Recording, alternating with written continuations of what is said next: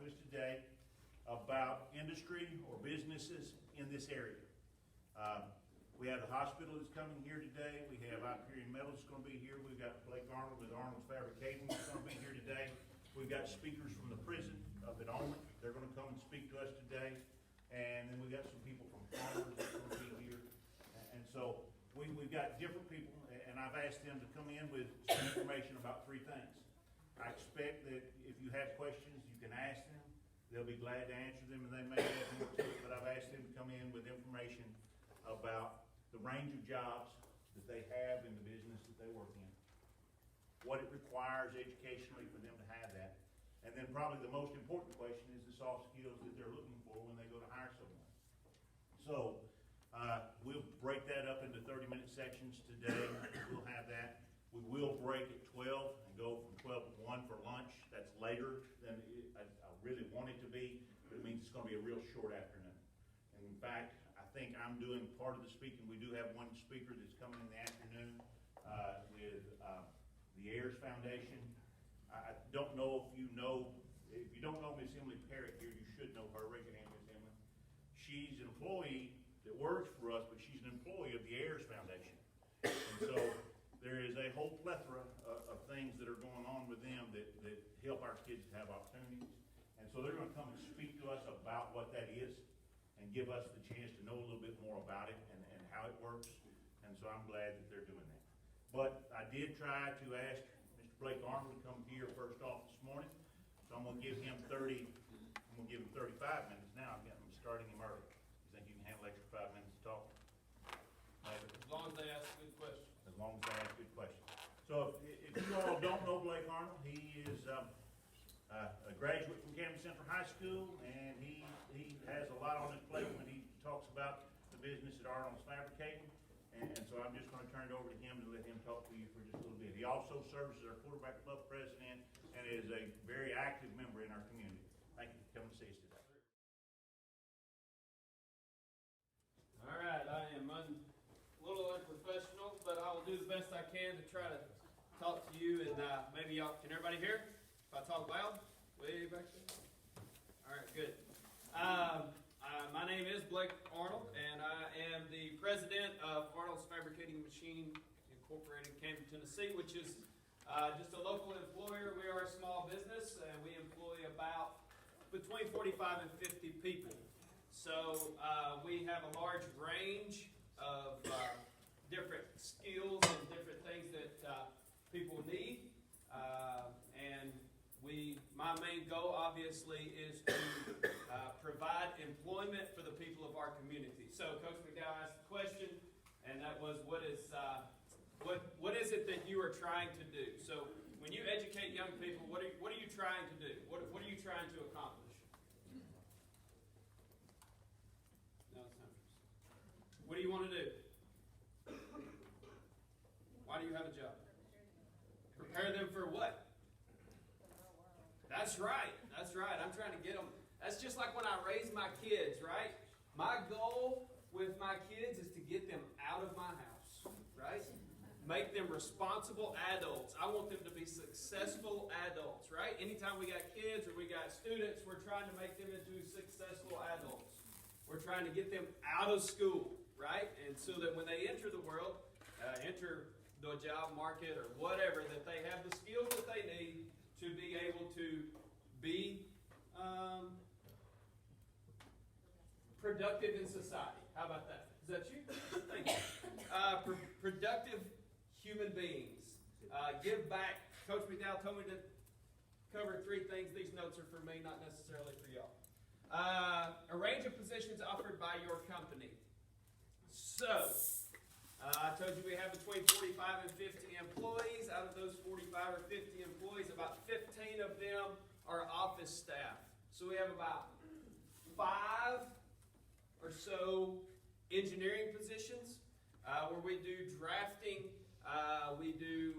Most of those people have an engineering degree from college.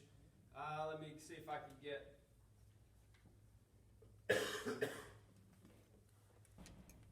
3 of them are Martin, 2 of them are Murray State, which doesn't really offer a engineering degree. They call them, I think they call it engineering. Anybody got a Murray State engineering? I think they call them like an engineering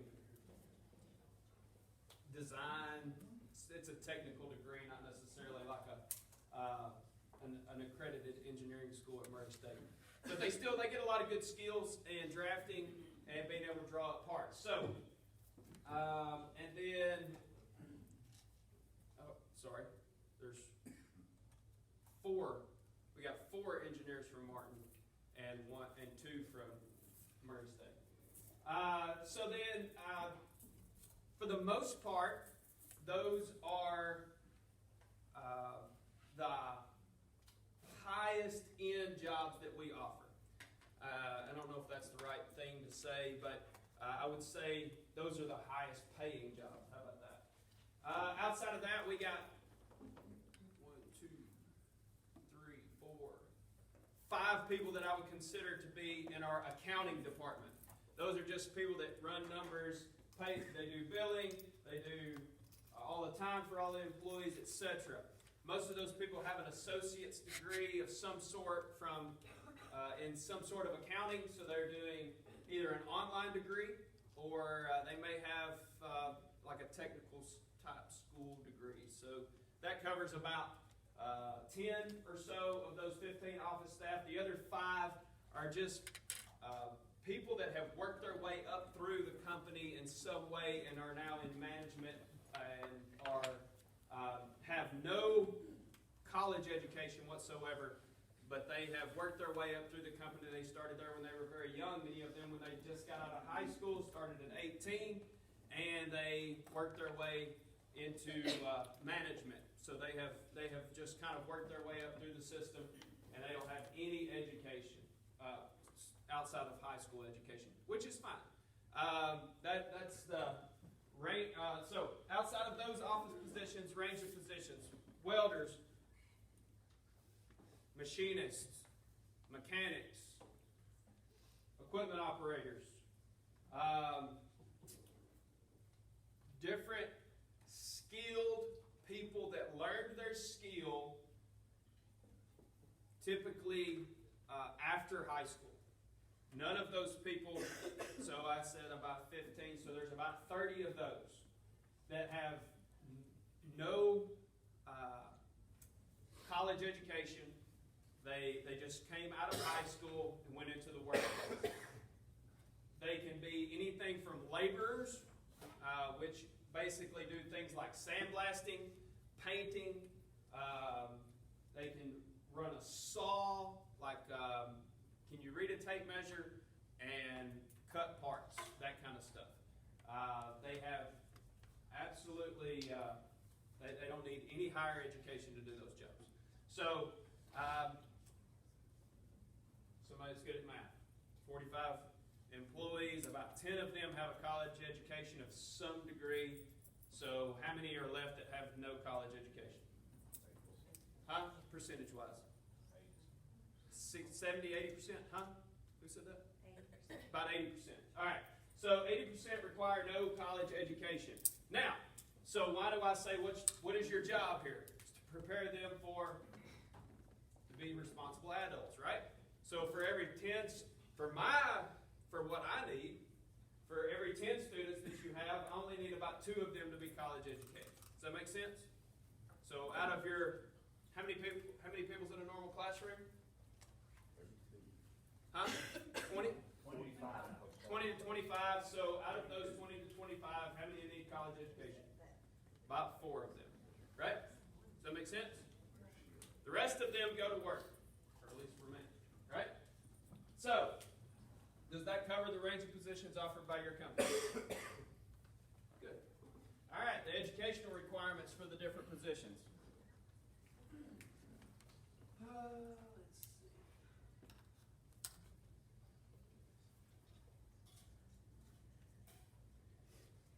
Somebody, let's see. Have anybody ever heard of a 1-2-7 rule? This is where Coach McDowell's going to get on to me. And he's going to clean up all my mess. Anybody ever heard of 1-2-7 rule? All right, hold up 10 fingers.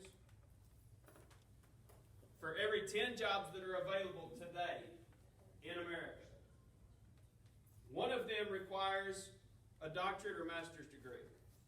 Okay? 2 of them require a bachelor's degree. How many does that leave? 7 out of 10 jobs that are available right now do not require college education. Okay?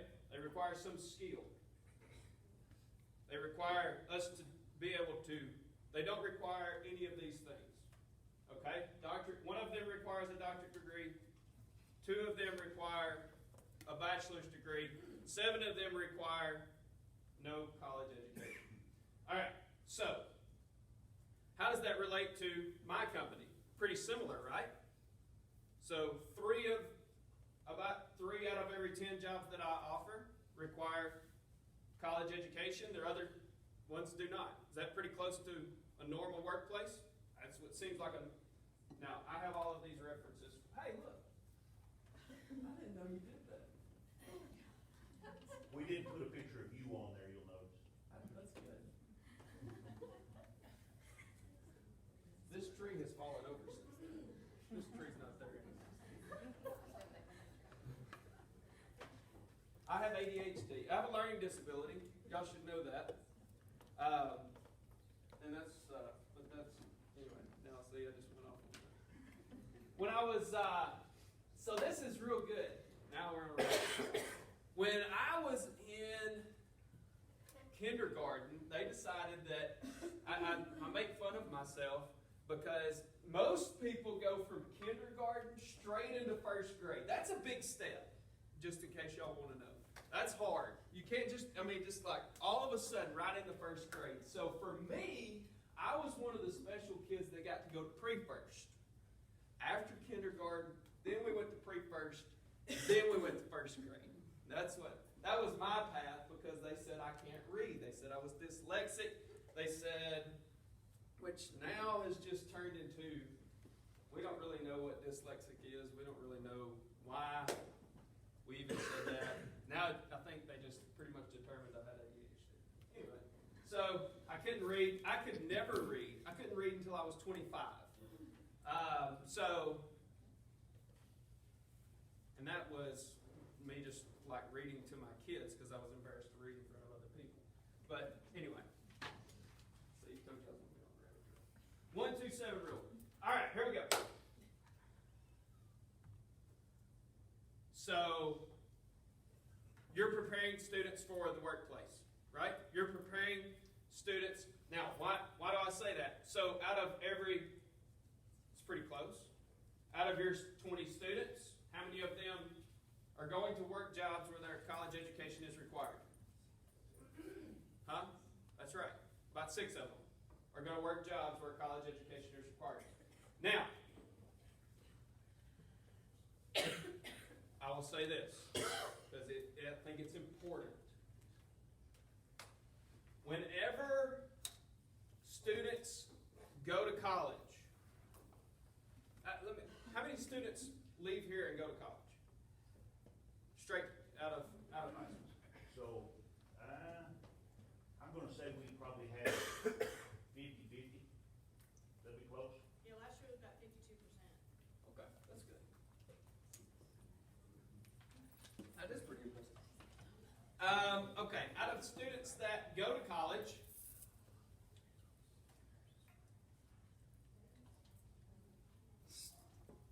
you might know these answers. Out of students that go to college, does anybody know what percentage drop out within 6 years?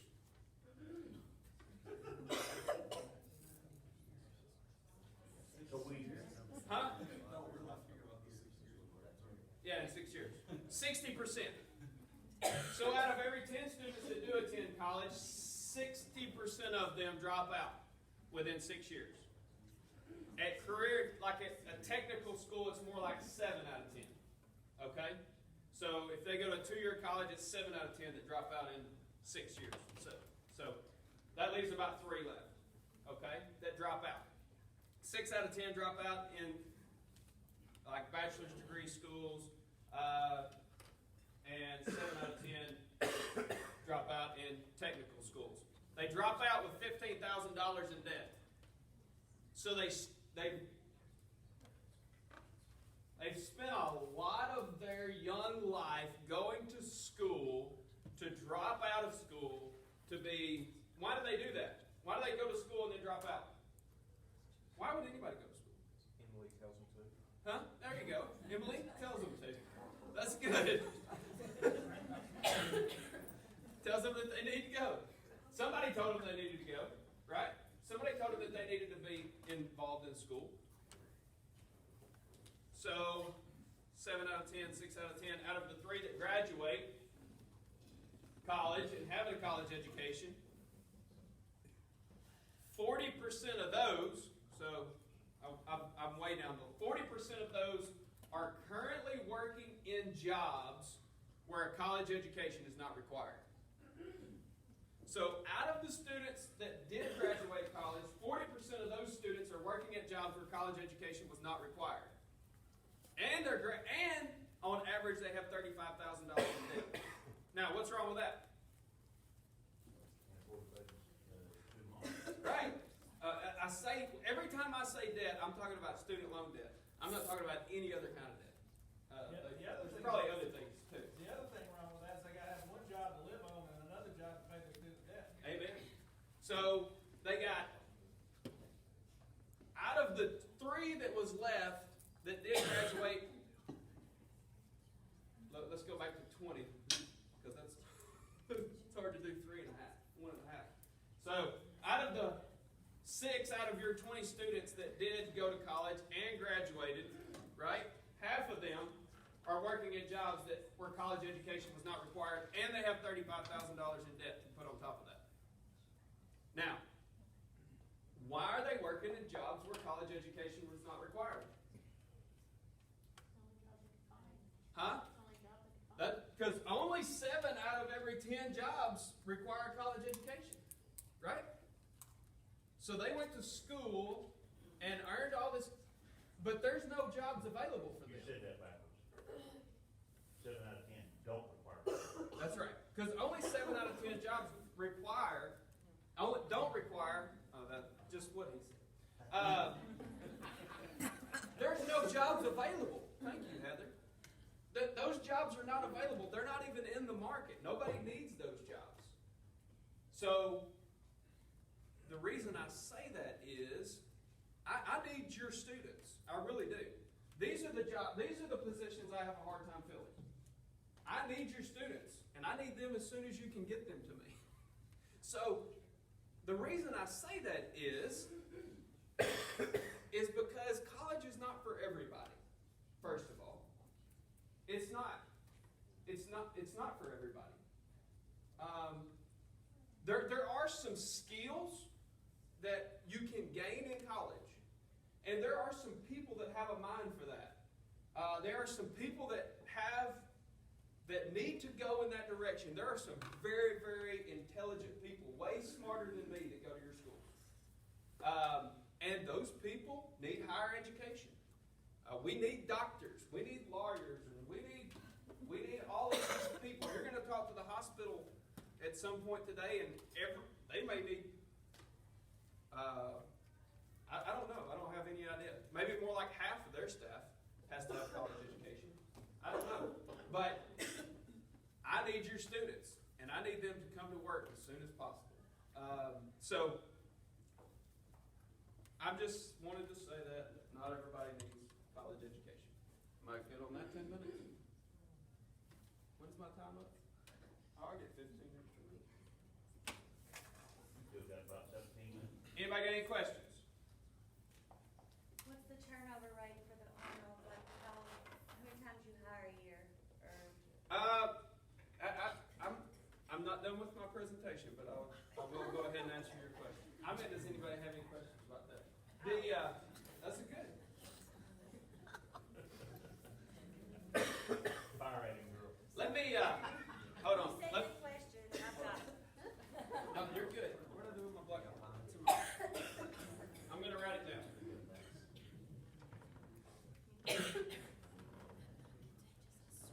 If you have students that have a hard time writing all of the letters in the alphabet, just teach them how to write all capital letters.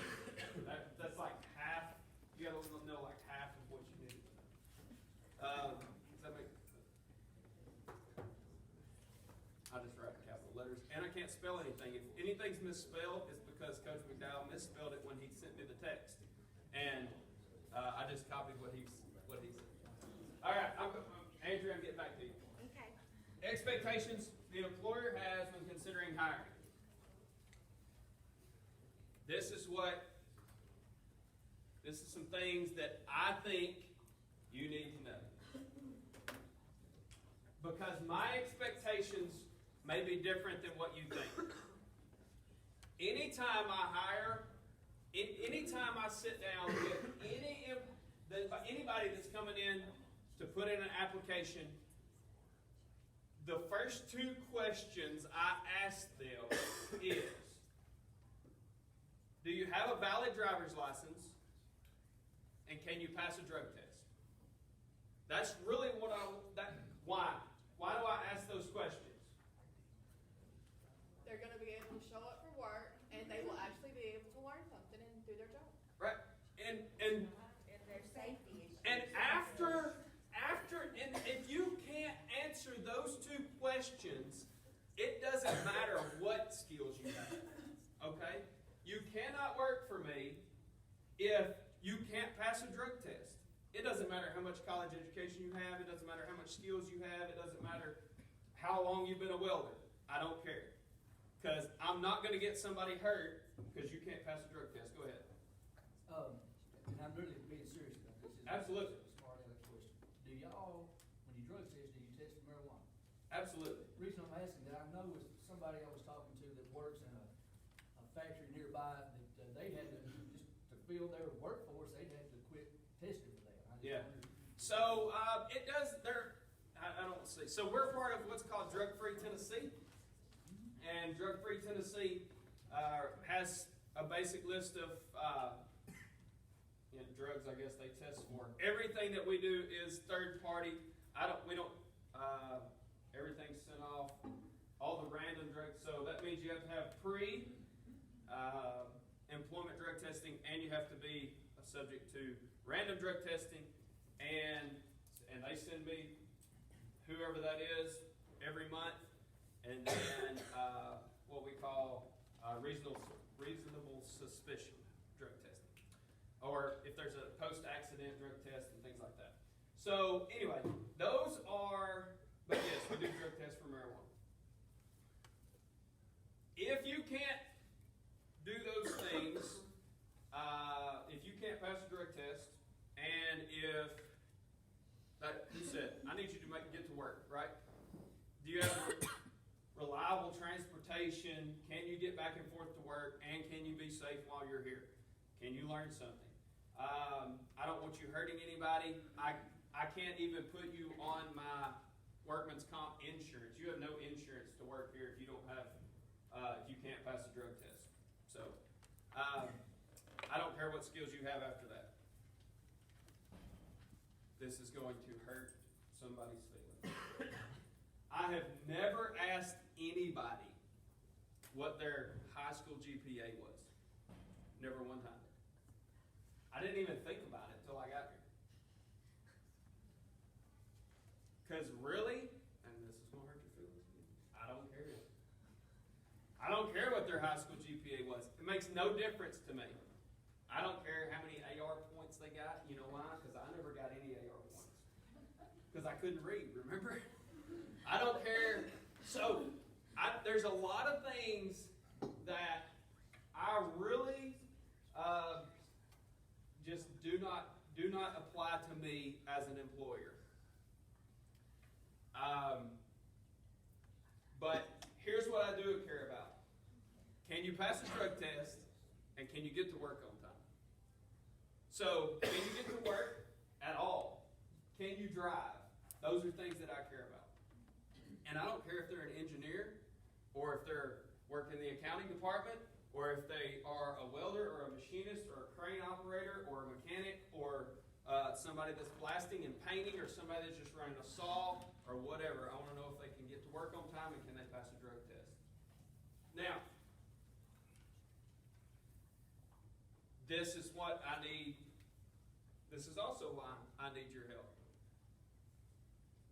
Coach McDowell said that I'm the president of the quarterback club, which I have been since 2017. So that's about 5 or 6 years, something like that I've been the president of the quarterback club. Where in our schools do we require people to pass a drug test? Athletics. That's right. Why am I involved in that? Because I want students to understand that if you want to be successful in the workplace, you got to pass a drug test. Why else do I pour into athletics?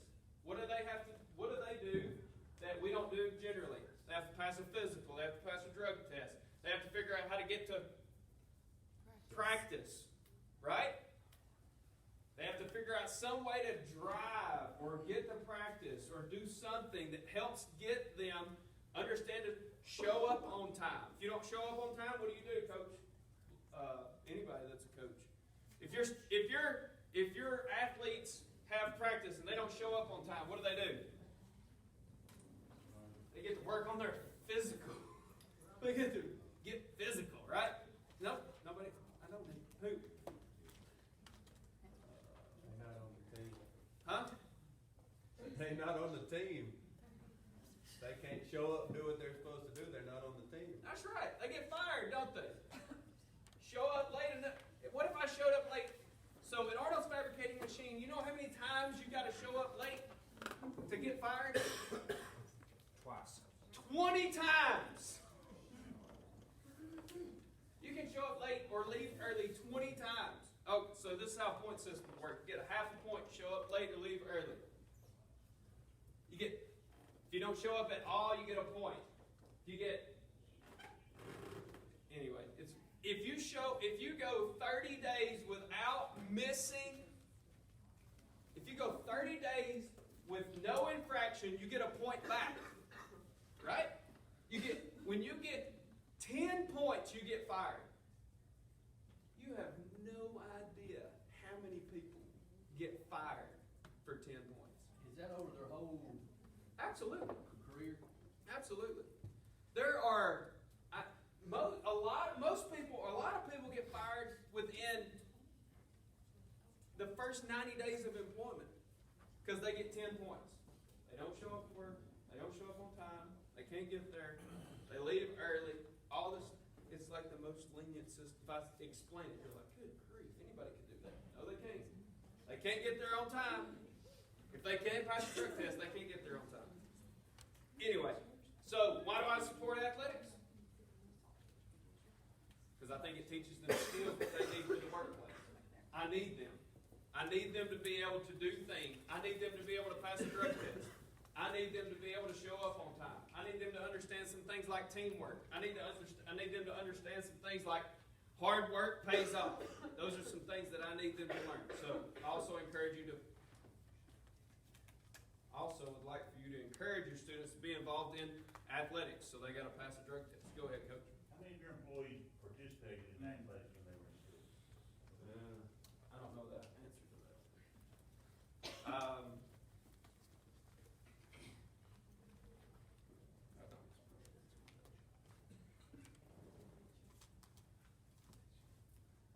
I'm not gonna go through them, but I don't know. Probably not as probably. I have no idea. I know of a few people that you have that play there. Absolutely. That play. There are some. I know there's a few for sure. But I'm not sure what that number is. And not necessarily that people that participate in athletics are going to come and be productive employees and work at Arnold's Fabricating Machine for the rest of their life. I don't know the answer to that. I'm just saying it's a good way to get some things that I need when you have, when you're considering making sure that this person turns into a responsible athlete, right? Expectations.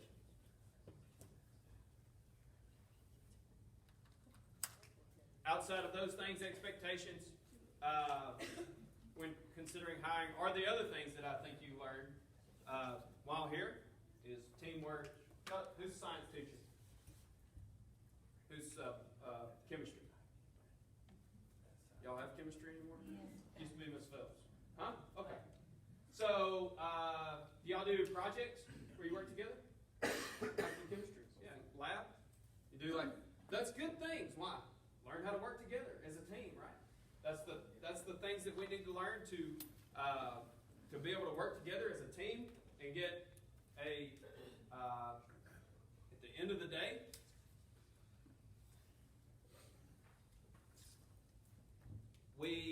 if you're an employer, you look at production numbers. What's a production number? How much you produce of the product and the quality of it. How much goes out the door? Right? That's exactly right. How much you produce. How much goes out the door? I want to know how much, sales or whatever. Like how much stuff are we shipping? Those numbers are based on a group effort. That's not based on an individual performance necessarily as much as it's based on a group effort. If we all want good production numbers, that means we all have to work together to be able to accomplish and get done what we need to get done as a company or as a group. So those are good. Blake, Go. Can I throw two at you? Yep. Did you answer the turnover question first? I'm coming to that next. Okay. But how much is, how many people do you have now that you come across that are Hispanic speaking in the workforce now? Is that a bigger issue for you No. at this point? I don't. We live in Benton County, Tennessee. You don't have a high percentage that speak. I don't have any. Now there are some that do though. Most of all my. Let me say it this way. And then the other question I wanted to ask you about was, you talked. Is anybody in here Hispanic? Is anybody fluent in Spanish? Probably Huh? three people. Yeah, there's a difference between you're fluent. I would say this is pretty representative of the rest of the county. I think this is probably a good representation. I don't think we're out of line. Does that make sense? Probably one out of every, I don't know, 60 or 70 people have a need to be able to speak Spanish. Most of those are currently in our sawmills or like coal pallet or somebody like that. But most of those people are bilingual anyway. I don't know. I don't know if I know anybody that currently working that's not bilingual. You came to me one time. Or can and talk talked to me enough about English to headphones. get by. Huh? You came to me and talked to me one time about headphones and being able to communicate during a noisy session. Anything that you ever did with that talks about, because in your work scenario, lots of times you have a lot of noise. And did you ever do anything with that? All right, back to turnover. Andrea left. We'll tell it. Let's go other questions. Anybody got any other questions for her? I don't want to answer the turnover question. Do you ask your applicants if they have a high school diploma? I wish I had brought our application. It does, there is a question on I think there is a spot on our application if they do. What's your name? Sheila Barnes. Sheila, I'm Blake Arnold. I think there is a spot on the application that does ask them if they have a high school diploma. I will say, hey, grab your chest for a second. Out of this group of people, probably half of them do not have a high school diploma. I would guess that. Probably half do. a lot of, I will say that a lot of them do not have a high school diploma. But why do I say that? Why do I want you to know that? We still wanna make them into good employees. That's right. They're still good. They're still valuable employees. I pay them every single week. When I need them. They have value. Just because they don't get a high school education doesn't mean they don't have value. Let me say it this way. High school education is wrong. Just because they don't get a degree doesn't mean they don't have value. Doesn't mean they don't have value in the workplace. Right? You can get some great skills when you leave high school or leave here and go to work. There's nothing wrong with that. I think there is a question on that. But again, for the most part, it makes no difference to me. You don't have to have a high school education. Or that's the wrong thing to say. You don't have to have a degree. How much on-the-job training do you give them, or do they need to come with that? As much as they want. So, the best employees, the best people, are people that come very young, right out of high school. They don't even know how to weld. They don't know how to do anything. They just need a job. They will be the highest paid employees in 10 years. They will be the leaders typically if they will stick to it. They'll learn the skills they need, and they will be able to. They'll be the highest. They'll be the highest, most successful. If they just come out with. And a lot of who's Votech, who teaches welding, these guys are great. Lots of students come out of those. Lots of people come out of those groups. And do y'all know what's your percentage of people who graduate high school that come out of y'all's classes? They all graduate high school Do pretty they? much out of my class. Good job. Turnover. Huh? Yeah, I'm coming back. She's updating her Facebook notes. No, I'm writing down notes. Oh! No, I'm I've writing down never what you had say. anybody do that at my place of employment. Most of the time, they're always like, hold on, I'm updating. All right, turnover. Okay. So turnover, I don't.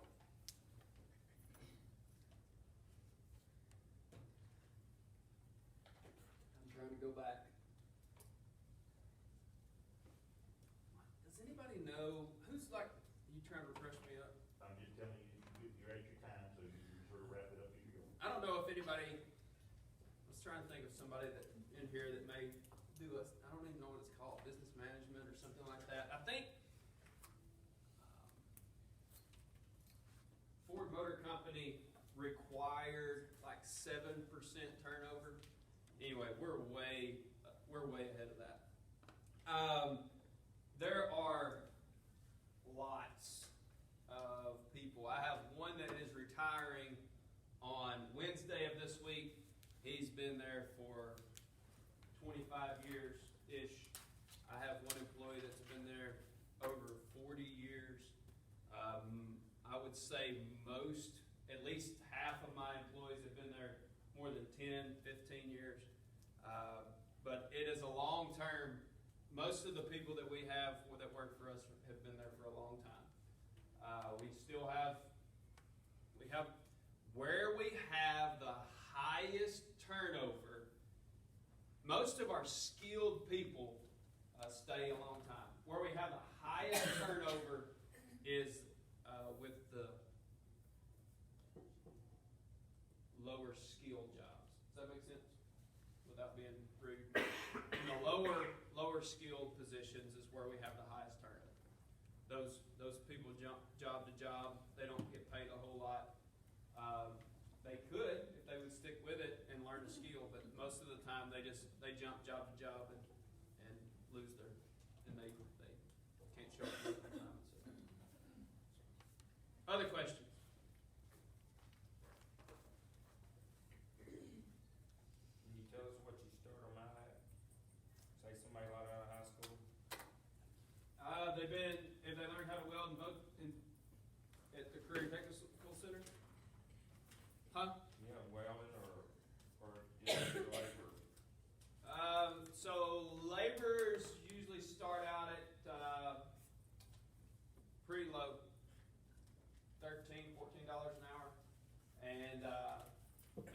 somebody has a skill of some sort, welding, they have the ability to weld and so forth, usually closer to 16 or something like that. They'll work their way up pretty fast though, if they're wanting a skill.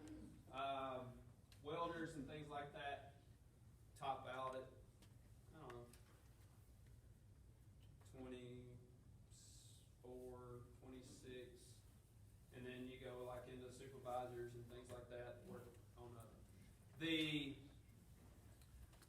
obviously, one of the larger benefits is overtime. Work a lot of overtime. Our standard work week's 48 hours a week, so they automatically get 8 hours of overtime pretty much. But right now, it's just anybody that wants to work Saturdays, Sundays, Sundays double time, they can make as much money as they want right now. They can work all they want to work. Probably 50% of most of my employees' income comes from overtime. Do you have veteran preference? Veterans? Veteran preference? We have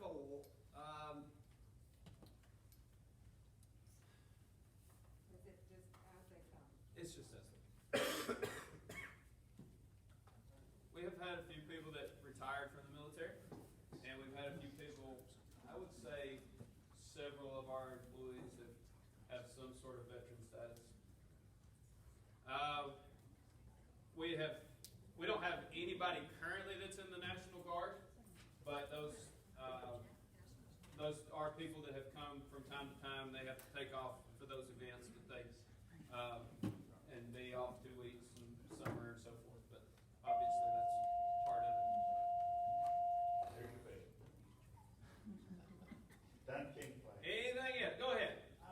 If you could hire as many people as you wanted today, how many people would you be hiring?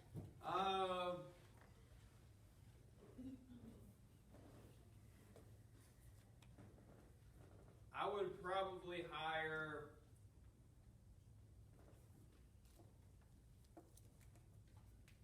six or seven today. It's hard for me to train folks. It's really hard for me to train 5 people at a time, but I'll get to you, Jim. And of your turnover, how much of that would you classify as moral issues? Not much. We don't have, you mean like stealing or? I could Sexual throw a lot of harassment. things in there. Stealing and drugs would be two that I would call moral issues. Huh? Stealing and drugs would be two I would call moral issues. Yeah. Yeah. I don't think I have much problem with anybody stealing anything. But drugs, maybe once a year I'll have to fire somebody. But or the I don't even know if it's most of the time they're pretty good. They know what the rules are and they follow them, or they'll go get themselves some help or something. Does that help? Jenna? Is there any particular skill that you feel like the kids that you get pretty fresh out of high school, is there any particular skill that you feel like they are not prepared for when they enter the workforce? We could possibly do a better job. Can you pass a drug test? That's it. I'm serious when I say, I'm serious when I say this. Probably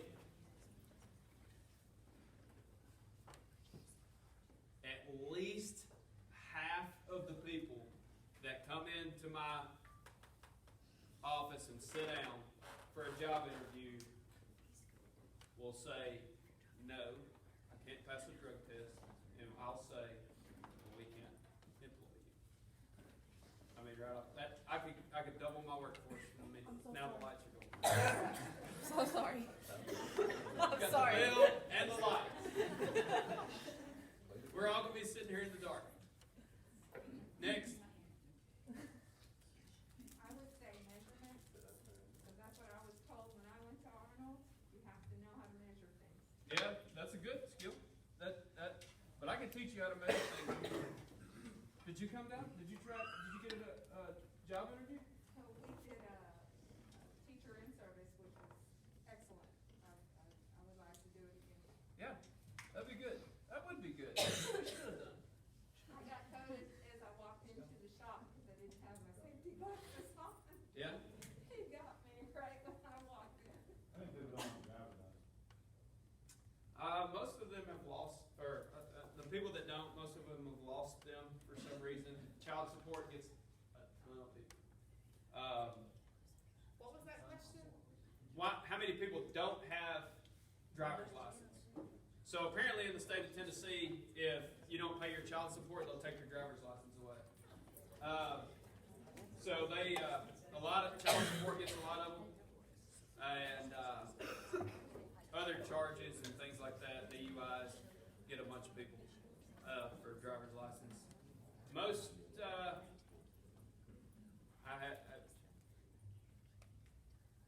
probably another 25%. 50 of them, 50% of people can't pass a drug test. The other 25% don't have a driver's license. All right, one more question, if there's one more question. You gotta cut him off, because I know you guys wanna eat lunch. Somebody will be shorter than me later on. Y'all give him a round of applause. All right.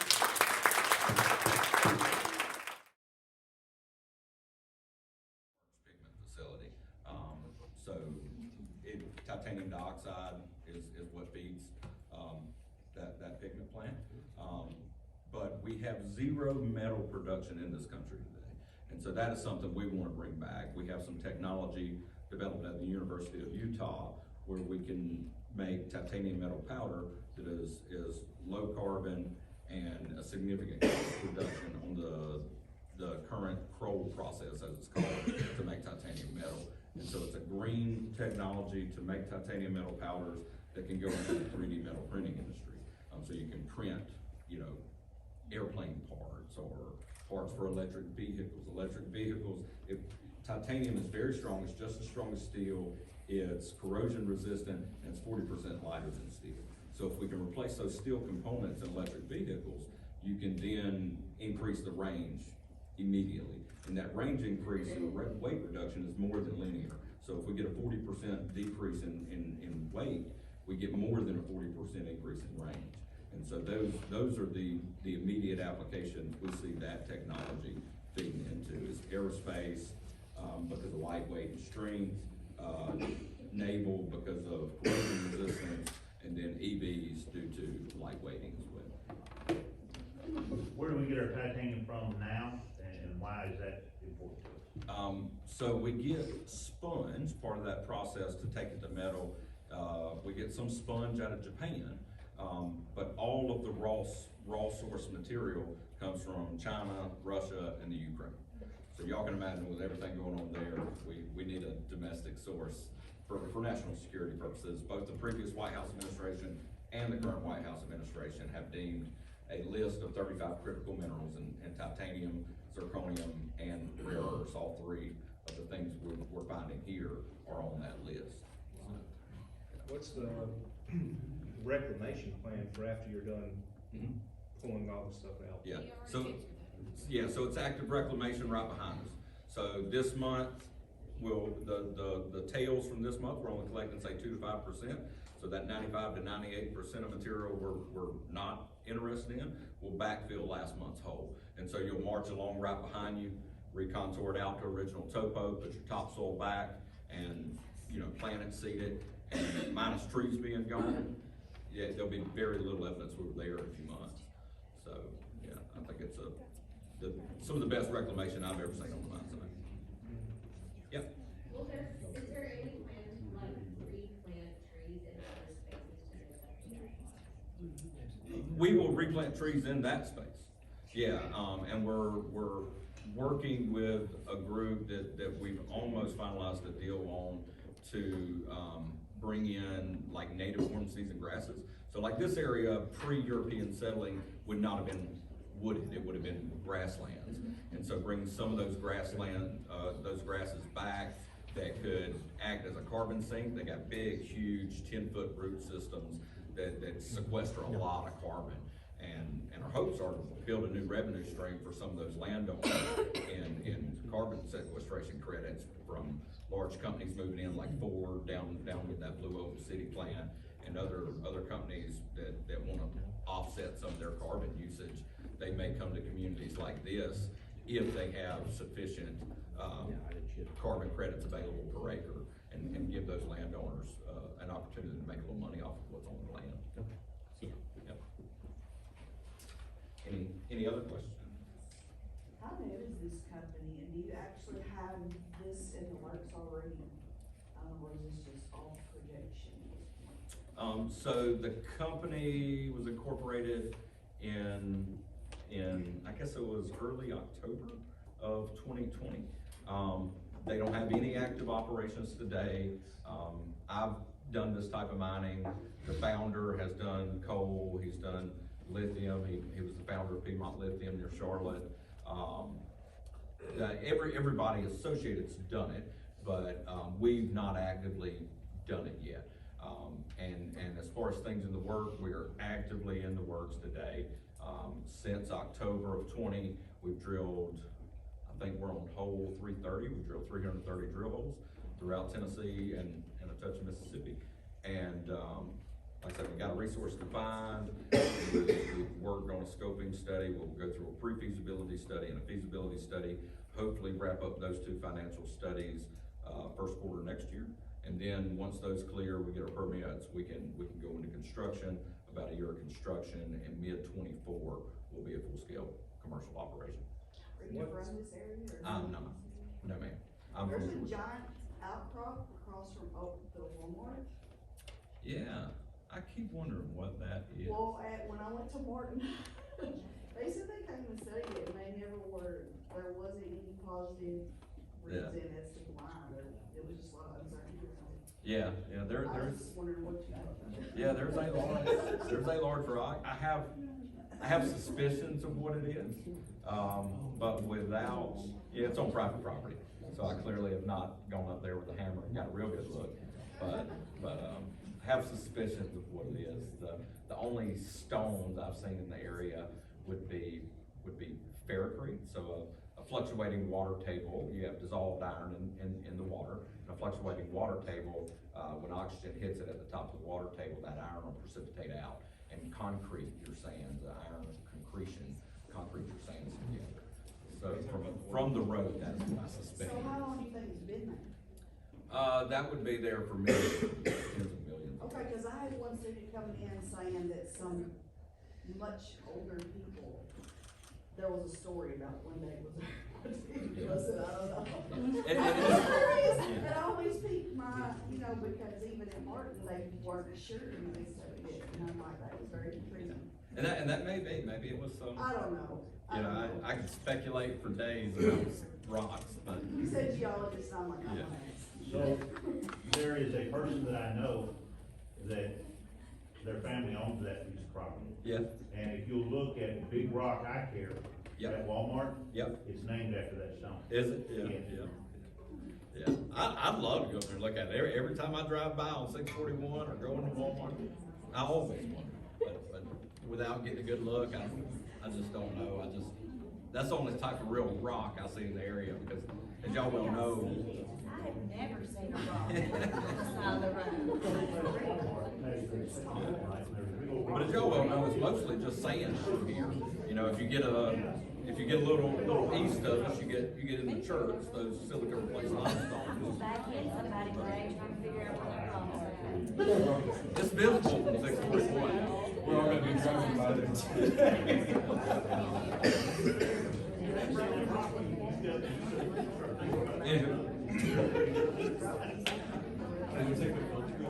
Yeah, right. Any other questions? Yeah, I got some thoughts on those. It's a great rock.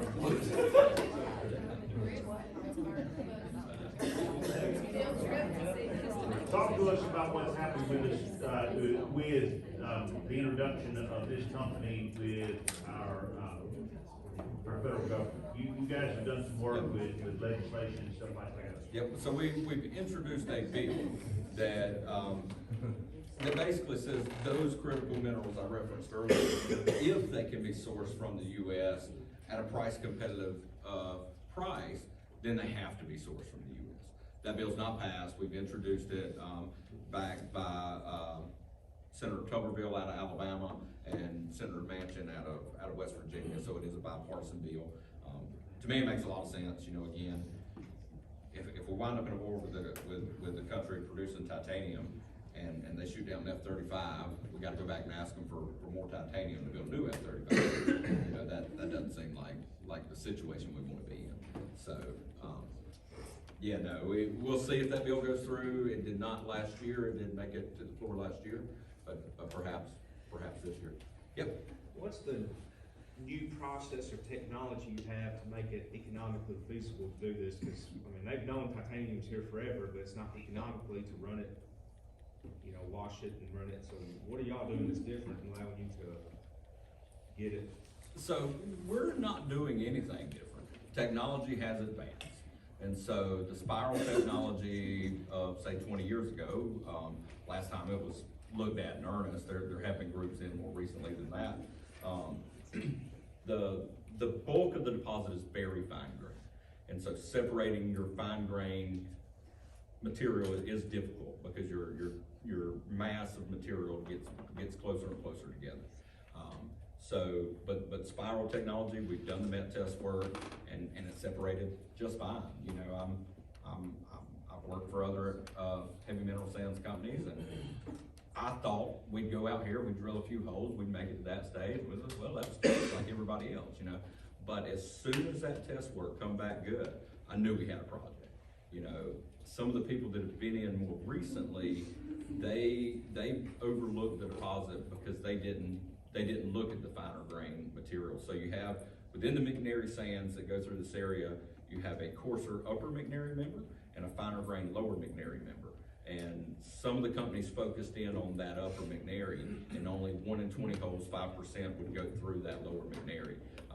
The upper is coarse and easily recoverable, but the mineralization is very patchy, and the valuable heavies within that heavy mineral percentage is much lower. Where ours is almost 80%, that's about 50% value. Like, how confident are you that this can be feasibly done for y'all to actually make money and do it? Very confident. You know, we've wrapped up a scoping study that's not yet published, that once it's published, the financials on it are very favorable. Yeah. When will that come out? It will probably be in June. So we are working on a NASDAQ listing, and we're kind of on a hold on any new release, not to slow down that listing. So we're currently listed on the ASX, moving over to NASDAQ, or dual listing on the NASDAQ, and we don't want to slow it down with new press releases, so we'll wait until that NASDAQ release or listing is completed. Talk to me about barriers that you've seen that are standing in front of you right now, with people that have questions, that maybe there's trust issues, because I know that there's people that don't trust it because of things that happened 30 years ago. Yeah. And I don't know what you're gonna be able to do to fix that, so I'm asking you that with a chance to be able to speak about it. Yeah, you know, what this gentleman back here mentioned, we've heard that a lot, you know. And then, you know, our community engagement's been wonderful. Thank you, Steph, for that. And so there is a public comment period when you apply for a permit. And so that is an area that you always are curious how that's gonna go, you know, who's gonna stand up and say we're bad, who's gonna stand up and support us. Because somebody will oppose it. It's mining, and not everyone is favorable towards mining. But I think when you look at our process, and how benign the processing is, how clean the reclamation is, that educating the public is a big thing for us, so that when that time comes, it's not a big deal. So that's a hurdle. Other hurdles in front of us right now, you know, we're under a bit of an exploration boom in North America and throughout Canada and the US. Accessing drill rigs, you know, when I need an additional drill rig has been tough. Other things that could play havoc, you know, I don't see a lot else. Again, once that separation came back good, that was the big thing, and I think we have the community support here.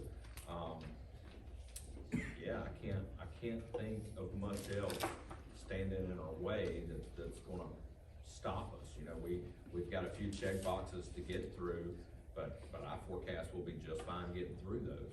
So I don't see a huge issue. What about so you talked in one presentation about two different mining sites, one that was permanent and one that was mobile. Yeah, so, it's not so much mining sites as milling sites, or plant locations, refining locations.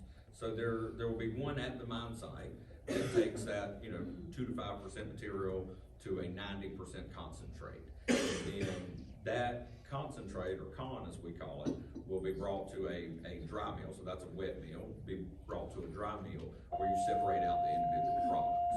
And so that one will be stationary, and it may run in service for, say, 50 years, 100 years. We'll draw a radius around it, and any deposits within that radius of, say, I don't know, 20 miles, whatever the reasonable trucking distance to that is, it'll stay in service until all the deposits around there are depleted. And where are you looking at for that? For that we're looking at in Benton County. We want something close to rail, close to infrastructure, close to highway, close to water, all of those things. And so we've looked at a few different sites here in Benton County due to its relative location to infrastructure. It seems to make a lot of sense. Yep. As I understand it, you'll set up the refinery. Uh-huh. And you'll dig in different locations and bring it to the refinery. Every time you dig, load the truck, move, unload, refine, put it back in the truck, and aren't we getting some airborne silicon? So we will not mine that way. We will mine through what's called a mobile mining unit, and it's really a large slurry unit. So you'll have an excavator feeding a hopper that's got a shredder to a pump. So you have water in the shredder, goes to a pump, and it'll pump from the dig face to the wet mill. And then it'll be slurried back from the wet mill to the pit, to backfill. So it's gonna be wet the whole time? That material will be. Now, with with reclamation, you will have, you'll have dozers regrading the land, recontouring the land back out, on dry material. And so there is potential exposure for silica dust. That is where we will have a dust suppression system that will come out and water it, enough to keep the dust down. Any roads on site, there will be a water management and dust management plan, regulated by the state of Tennessee. So yeah, that is an area where we need careful attention and make sure we approach that correctly. But it's real low technology. It's simply a water truck, a large tanker with spouts out the back that spray water on the roads to keep dust suppression down. Anybody else? All right. If y'all are all satisfied, I'm gonna call it quits, ladies and gentlemen.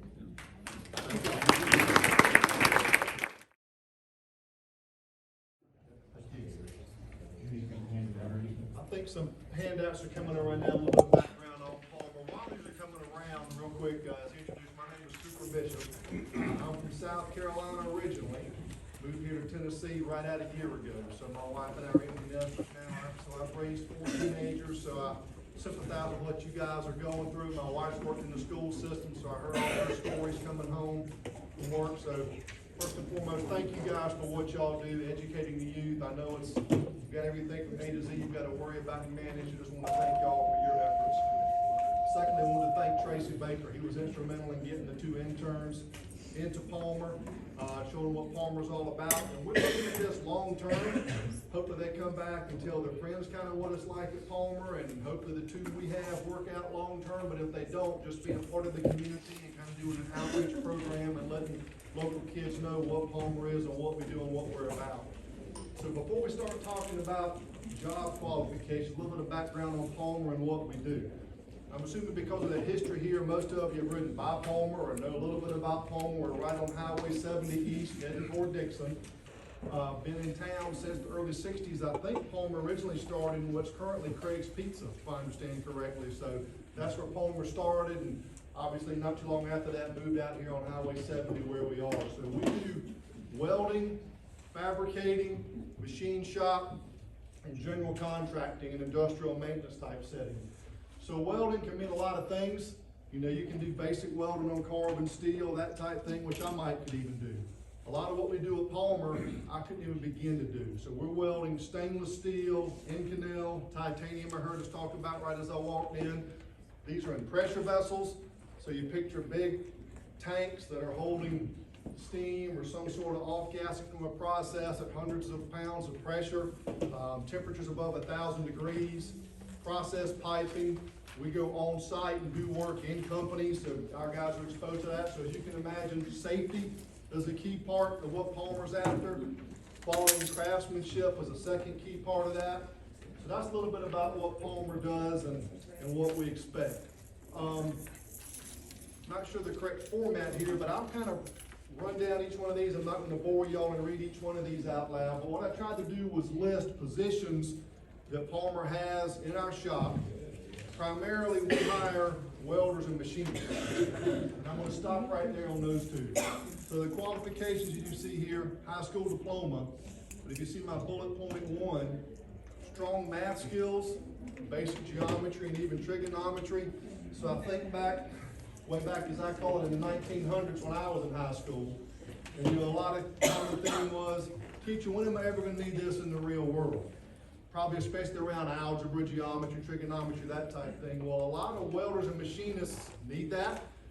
Maybe you don't need it to be an entry level, but if you want to progress through your career, you've got to be handed an engineering blueprint and be able to do what we call laying out the job and figuring out angles, and if I've got to get from here to over there, what length does my pipe need to be, what angle does it need to be, how do the ends need to be cut off, and all that type thing, kind of fitting the project up. So those basic math skills, and even into upper level math, will kind of help set guys apart from their competition in the workforce. So welders and machinists are a critical part of what we do.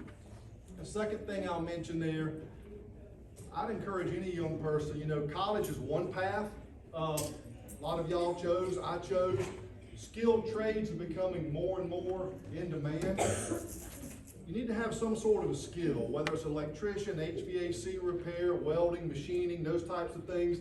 But a young person going into the skilled trades today is going to have a very lucrative and stable long-term career, potentially right here in their hometown of Camden if they choose to come work at Palmer. So the more people involved in Mr. Baker's class and even the skilled trades, you need to have some of that theoretical math background and be able to do the calculations to figure out how the jobs lay out. So those are the two key parts that we hire at Palmer.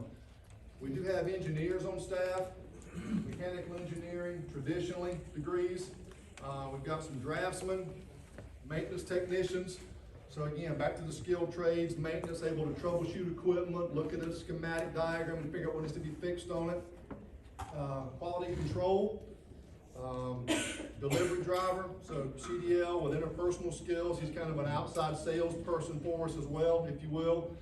Then getting into more of the office staff. We've got a financial controller, so BS and accounting, IT support, purchasing agent, accounts payable and receivable, and a receptionist. But all these jobs require computer skills, interpersonal skills, initiative, those types of things. I'm going to pause right there before I get down into kind of general comments. Any questions about the positions Palmer's looking for, the qualifications that we're looking for in new employees, or about what Palmer does? How many?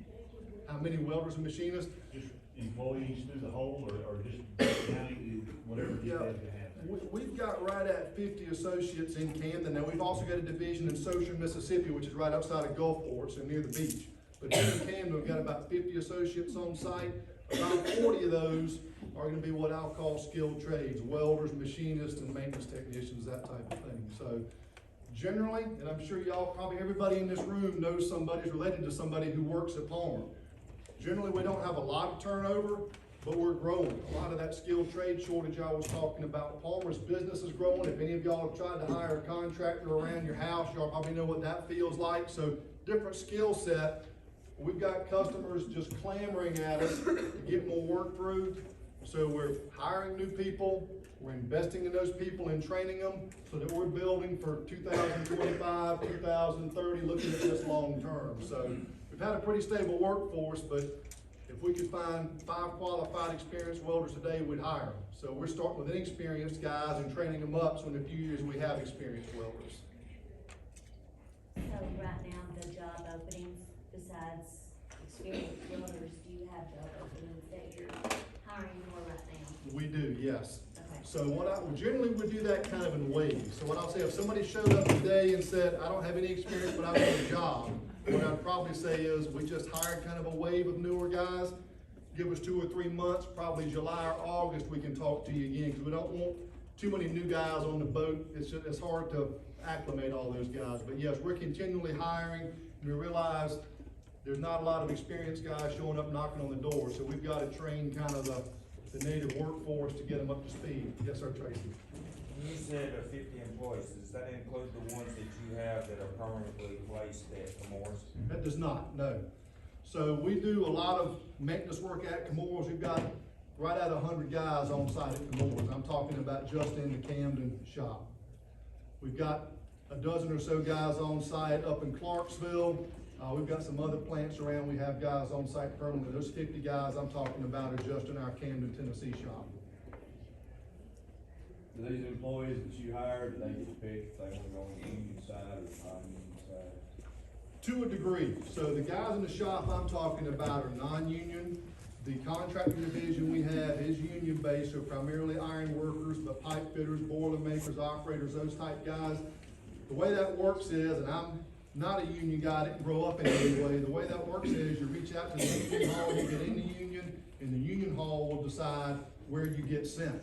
So it might be to New Johnsonville, or it might be doing pipeline work on the road halfway across the country. Palmer won't control that.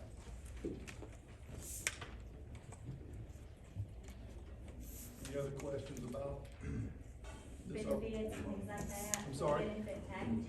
Yes, so we'll talk pay rate, benefits, great question. So typically, I'll cover welders and machinists since that's predominantly the guys we've got there in the plant.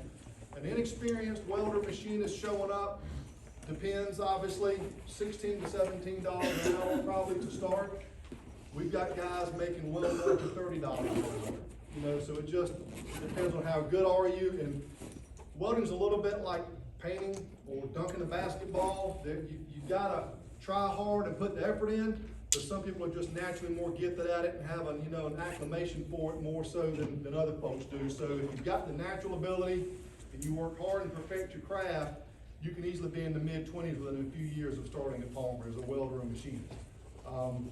Benefits package, we do offer full benefits, so vacation, holidays, health insurance, dental, vision, all those types of things. So there's a full benefits package. 401k. So if somebody wanted to stay here close to home and work at Palmer, you could definitely make a stable career and raise a family and make house payments, car payments, that type of stuff off of a career working at Palmer. So the entry-level people that you have coming in, what are some things that you have, that you run into that causes you to either have to move in another direction or it makes them successful? Talk to us about that and those soft skills that we're looking to help our Great question. So slipping down into these bottom bullet points, I won't read all of them, but if I had to pick 3 of them, I mentioned earlier I raised 4 teenagers that are, the youngest one's 20 now, so I'm dating myself a little bit. I told all of them growing up, 3 things. If you can do these, it'll be like you've got a superpower compared to a lot of other kids your age. Show up on time, be early actually. Show some initiative. Don't play the thing with, well, the boss didn't tell me what to do, so I'm gonna sit here and pull my phone out. Clean, sweet, figure out something to do while you're there. And the third thing will be stay off your phone. I mean, those 3 things really are what a lot of it boils down to. We can teach, and I know I'm preaching to the choir here, we can teach how to weld, we can teach how to machine. It's hard to teach want to and work ethic. So if I could convince kids of one thing, it would be, look, be eager, show up early, all the things I talked about. If you want to work hard and want to learn, we can find a place for you. Conversely, if If you kinda got the know-it-all attitude, or think it's not important, don't have the attention to detail, we're not gonna try to find a place for you. We're gonna put a round peg in a square hole, so. Those would be the big things. I kinda listed a few other ones down here, but the big three, I think, are show up early, show initiative, and stay off the telephone.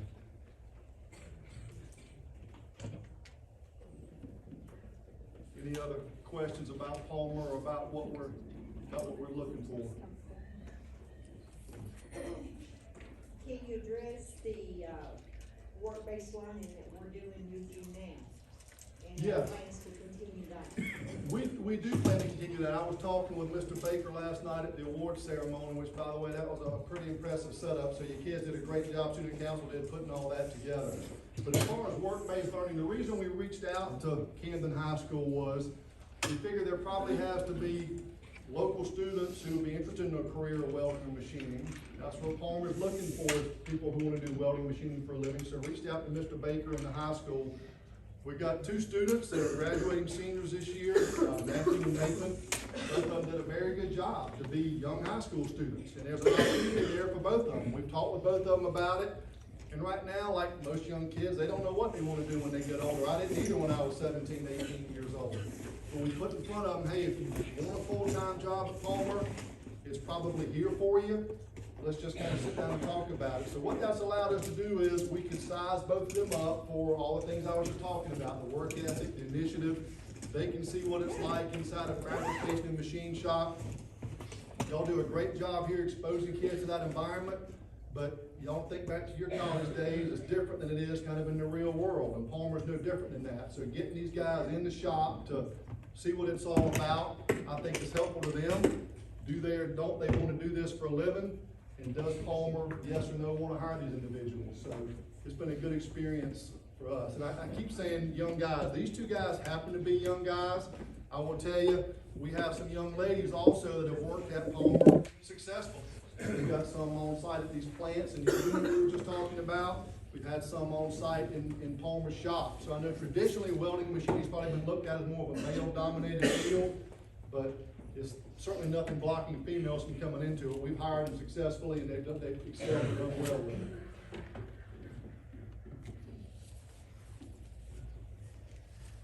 Talk to us about some of the projects that you guys work on and some of the things that you do, and you talk about being at different plants. Lots of times kids say, what do they do there? What are they building? Where are they going? How does this fit in? I've talked to a few of them, and I've jokingly told somebody a while back, I've worked at, I think, 5 companies in my career. I'm an engineer by degree. Only one of them have I been able to tell my wife, that is something right here that you can see in a store that we've made. I worked at Tupperware, so everybody knows Tupperware, dishes and bowls, that type of thing. A lot of things, if we don't walk into a retail store and see them on a shelf, we're not aware they exist, like titanium dioxide. Don't know how many people have heard of that until we came in here and heard the previous presentation, but that's a huge ingredient in white paint, toothpaste, all kind of things that are white. I guarantee you the white paint on these walls has titanium dioxide in it, so it's a lot of hidden things. And a lot of what Palmer does is very similar to that. We do work in plants, we might work on conveyors, we might move machinery into plants. So if you see up here at the I-40 truck stops, this big equipment kind of tarped down on the back of 18-wheelers, Palmer would take that off the truck, put it into a facility, hook up the water and the air and whatever chemical lines have to run to it. That pipe probably needs to be welded. We would do the welding on that pipe. So welding is pretty tightly regulated, as you would imagine. If you're welding pressure vessels and process piping and stuff that's over 1,000 degrees Fahrenheit, somebody in charge wants to make sure was it done correctly. So there's a code book, probably about 4 or 5 of them this thick with a bunch of small writing in it, called ASME B31.3. Palmer's got to certify everything to that. It depends on what wall thicknesses are required, what sort of quality checks are required. It could be X-ray testing, what's called dye penetrant testing, those type things. So you go on the welding, you're not just sticking 2 pieces of metal together. So we've got to make sure when we install process piping in a plant it's done correctly. As far as in the shop, a lot of what we'll get in there, we might get an engineering drawing from a company and say, hey, we'd like you to build a big stainless steel table with a bunch of pipes and channels, could be a heat exchanger, something of that nature. Get an engineering blueprint, or very commonly, we'll get a broken one back. A company will say, hey, this thing's in 3 pieces now, can you make us one just like it? Well, we want it in 1 piece, and we want it to stay 1 piece, you know, so we've kinda gotta reverse engineer it and measure everything and build a new one. So we purchase castings, we purchase forgings, we purchase pipe and blocks and tubing of stainless steel and make them into something that would go into a manufacturing facility.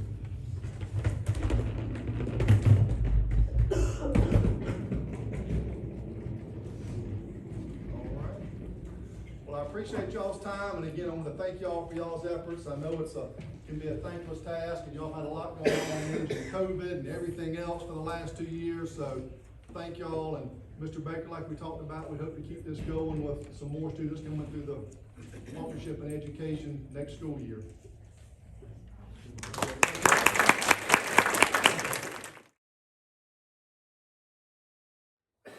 Okay, hello everyone. Again, my name is Mandy, and Brianna and I, we both work at Training Center Industrial Complex in Ely, Tennessee. We also have another facility that is in Clifton, Tennessee. So a very busy place. And I know quite often when we speak to people, and you think of the prison system, everybody kind of has the same mentality. They think, lock them up, throw away the key, and we're done with them. But we're here to tell you, and I know Brianna can certainly tell you, being a counselor in our facility, that that is clearly not the case.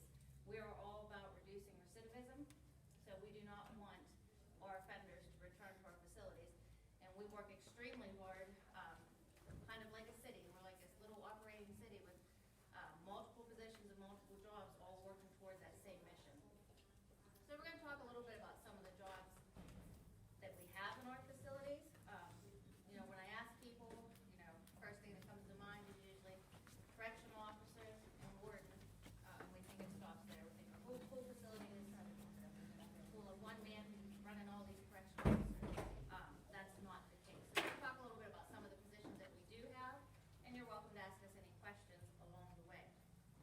So, and this is an all-encompassing, to give you an idea of the different positions that we have. So, in our facilities, we have a counselor, and their education requirement is for them to graduate from a standard high school and experience equivalent to 1 year of routine bookkeeping or routine clerical auditing work. Qualifying experience may also be substituted for other required education on a year-for-year basis. And I'll kind of, as I go through these, Brianna's going to tell you a little bit about what this person does in our facility. So, an account clerk at our facility, what comes to mind first is offenders have trust funds where they have money, and with that, they can use it to cover their medical expenses, buy commissary, etc., pay for their cable. Our account clerk works more so on covering utilities for the facility and making sure that offenders' medical bills are paid. Quick fun fact about me, I do not like public speaking. So anytime I have the opportunity to do it, to try and calm that, I do. So if you see me shaking, just ignore it. Are you sure you're Sean's daughter? Yeah. I do not have the gift to gab, I apologize. But our account clerks work on little details like that to make sure that our cable bill's paid, which is sometimes in upwards of $5,000–6,000 a month. Just little stuff like that. I got a question. Yeah. Yes. How did your being raised in the McDowell house prepare you for life in corrections? Very well. Very well.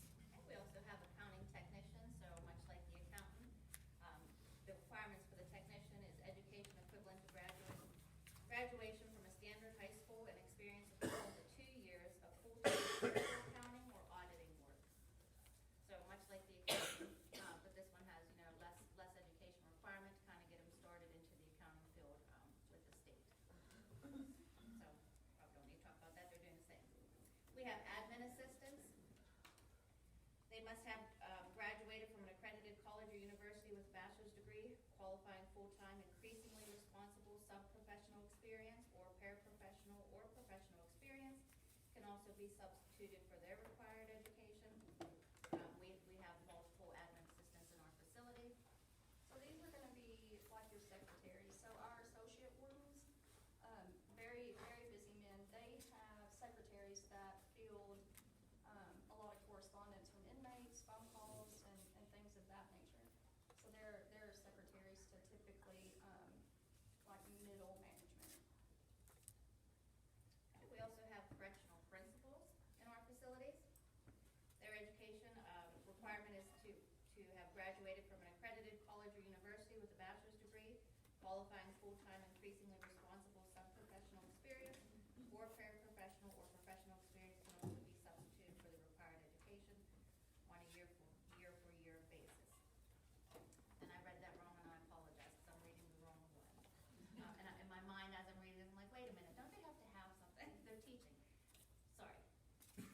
Okay, so their requirements are possession of a master's degree in education, their education in administration or other related acceptable fields from an accredited college or university, or possess a valid professional teaching certificate from the Tennessee Department of Education with the appropriate principal endorsements. That makes much more sense. And a principal plays a very large role in our facility, because we do have at Kearney Center, we have programs for students to get their GED, they can get their high set, they can do associate's degrees, and we are getting a bachelor's degree program in our facility. So education is very important to us, because that plays into our reducing that recidivism rate. If we can educate, the odds are they're not gonna come back to our facility. So I'll let her tell you a little bit about what our principal does in our facility. A principal at our facility would run about the same here. But the biggest thing is testing, because for offenders to obtain their HISET, there are several TABE tests that they have to go through, so ensuring that those are completed on time. One difference is we only have one facility that offers special education, and that is at our special needs facility. So everything we do is all general education.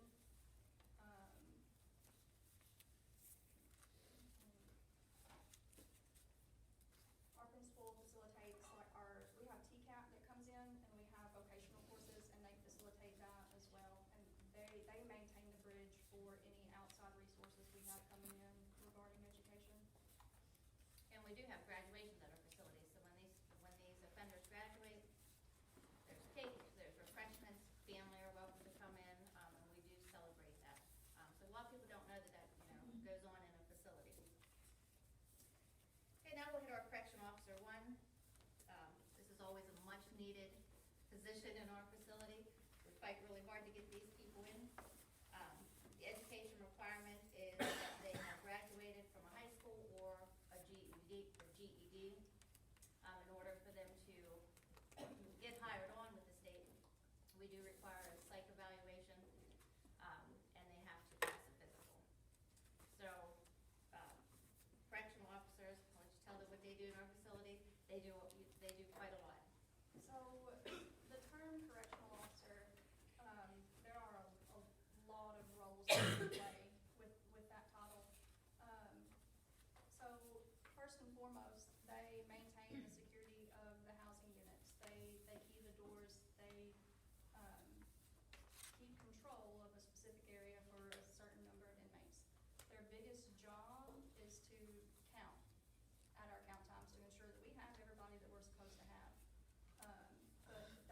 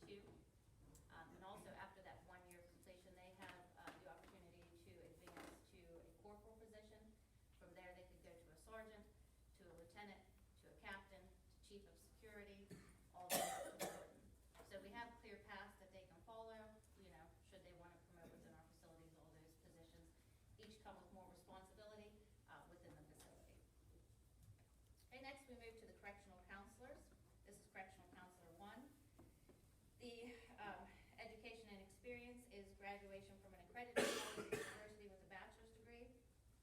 There's no substitution for this. Full-time social or psychological counseling experience could be substituted for the required education on a year-for-year basis with a maximum of 2 years. And Brianna would be the best person to tell you about what our correctional counselors do. So there are also several different roles that we play inside of an institution, the biggest being case management. So our caseloads can hold up to 128 offenders, and we are mandated by state law every 12 months to assess every offender in our custody for their risk and overall needs. So what that would mean is we sit down, we do a motivational interview, and then we determine what their risk to reoffend is, whether that be high, moderate, or low. And then we assess their need areas they may have, whether it be they need some assistance with education, alcohol and drug, substance abuse, things of that nature. That's our biggest task as counselors. But as you move up, because just like officers, you can flex up and promote up to get to counselor 3, which is where I am. I specifically supervise classification at our facility. So classification would be what custody level an offender is at, which is very important to fulfill our mission, which is to operate safe and secure prisons and provide effective community supervision. So if we have an offender at a custody level that's inappropriate, then we no longer have a safe and secure prison. So that's very important. And one thing I like to ask everyone is, how would you assume that offenders are classified? So if we were to put them in a medium, a maximum, or a low operating facility, how would you assume that they get placed into those facilities? Does anybody have any idea? Violence. Right, and that's the number one answer we get when we ask that question. People assume that the crime equals what type of facility they're placed in. And one thing that was astonishing to me, because I assumed that going into this system, that all the worst offenders, they're all in the maximum, and everybody who just did drugs, well, they're down there on the low, you know. But that's not the case. It's not the case. So it is how they act in prison. Now, does their crime play a part into how they're placed? Yes. Primarily it is what type of citizen are they in our facilities. Now, that's kind of eye-opening for people. Like I said, it's something that I never thought of coming into a facility. So just a little bit of tidbit of information. So Brianna hit on her counselor 3. So from counselor 1, you know, they can promote up to counselor 3 to where she is. We also have secretaries in our facility, much like the admin assistant. This is more of a starting level position. Their requirements are that they graduate from a standard high school, or they can have qualifying secretarial experience that would qualify them for that position. I'll let you talk a little bit about our secretaries. And that can change depending on what area you are in the facility. Currently, we have a secretary position open for our job board. So while an offender is incarcerated, we try to give them productive work to do. And when you have 2,800 offenders who are losing their jobs or getting new jobs, tracking that can be very, very time-consuming work. And so our job board coordinator has a secretary, and this person would just maintain tracking on our offender management system. And kind of thing that's interesting is that all the inmates in our facilities work. And when I say all, probably what, I would say about 98% of them. All but our segregated offenders, and even them usually have in-house jobs. Some type of job. So when the offenders are in this facility, they are working. At our facility, we have a large wood plant. So the offenders at our facility, they're able to do their 8 to 4, 8 to 5. You know, they're getting up, they're going to report to this wood plant, and what they're doing is they're making wood flooring. So they get paid. I know it's minimum wage, at least minimum wage. So it's a great way for them to, you know, a lot of these men may not have had a stable job or had that experience. You know, maybe they're doing something on the outside, you know, making money, not the honest way. So it does teach them that they can hold down a job, and then they can make some money. I know that I've heard stories where we've had offenders leave the facility, you know, with over $30,000 in their bank account, from working at the wood plant. To some people, you know, to be able to get out of prison and have nothing, or get out of prison and have a nice down payment to be able to start your life, can really change some people. So that's a big part of our facility, and we are looking to expand on that in our facility, which would give more people the opportunity to hold down better paying jobs. Okay, on our facilities, we also have procurement officers. They must graduate from an accredited college or university with a bachelor's degree. They could also have an associate's degree and 2 years of work experience that would be related to procurement work. So at our facility, our procurement officer works out of our warehouse. She's actually a correctional officer that worked her way up and ended up in this position. But she's in charge of, and I touched on it earlier, if there's anything that the facility needs, it usually has to go through her. Whether it be I need dry erase markers from Staples, it has to go through her, and she facilitates that and makes that happen. And we have an HR department, so that encompasses our HR analysts. They must have a bachelor's degree. They'll let them substitute up to 2 years for experience. And then we also have HR managers. You must have a bachelor's degree and 4 years of experience. In our HR department, we are very busy. We are taking care of all the people in our facilities, or 2 facilities. And then we're, you know, doing all the employee relations, and we're constantly hiring. So it's a very busy place, when you work in a facility. We have building maintenance workers, so we do have a facility, and we do need people to be able to, maintain them. So they're required to have 1 year of experience of full-time labor or trade work, and they could also have some routine building maintenance work, to substitute some of that. They do exactly what you would expect them to do. They maintain the facility. Just this past week, the air went out in the office. They came in and fixed it. Maintenance is very important when you think of your office in town that needs to run constantly 24/7. Okay, so we also have boiler operators. Their experience is equivalent to 3 years of full-time labor and trade experience. And again, we can talk about that one, how much you know about the boilers, but We have a water treatment plant. That is all I know about the water treatment plant. so again, they're just doing the maintenance and upkeep. We have laundry managers.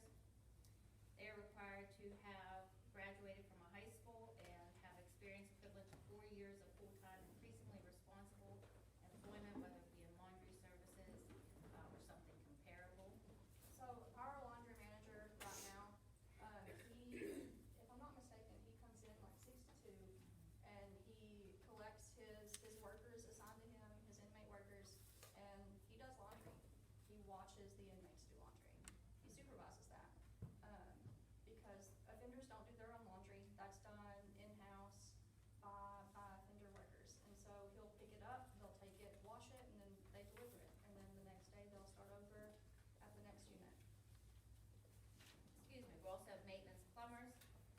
Again, this is a very specialized, position. They are required to have 4 years of full-time, increasingly skilled plumbing work. Probably not much to talk about on that. If a pipe breaks, you know, they're there to fix the plumbing. We do have storekeepers in our facility. Their requirements are for them to have graduated from standard high school and have equivalent of 3 years of storekeeping work. So our storekeepers, they make commissary happen at our facility. And you can imagine for incarcerated people, commissary is very important because that's where they're getting their hygiene, any food that they want to eat that's not from the chow hall. Very important, and they keep that running.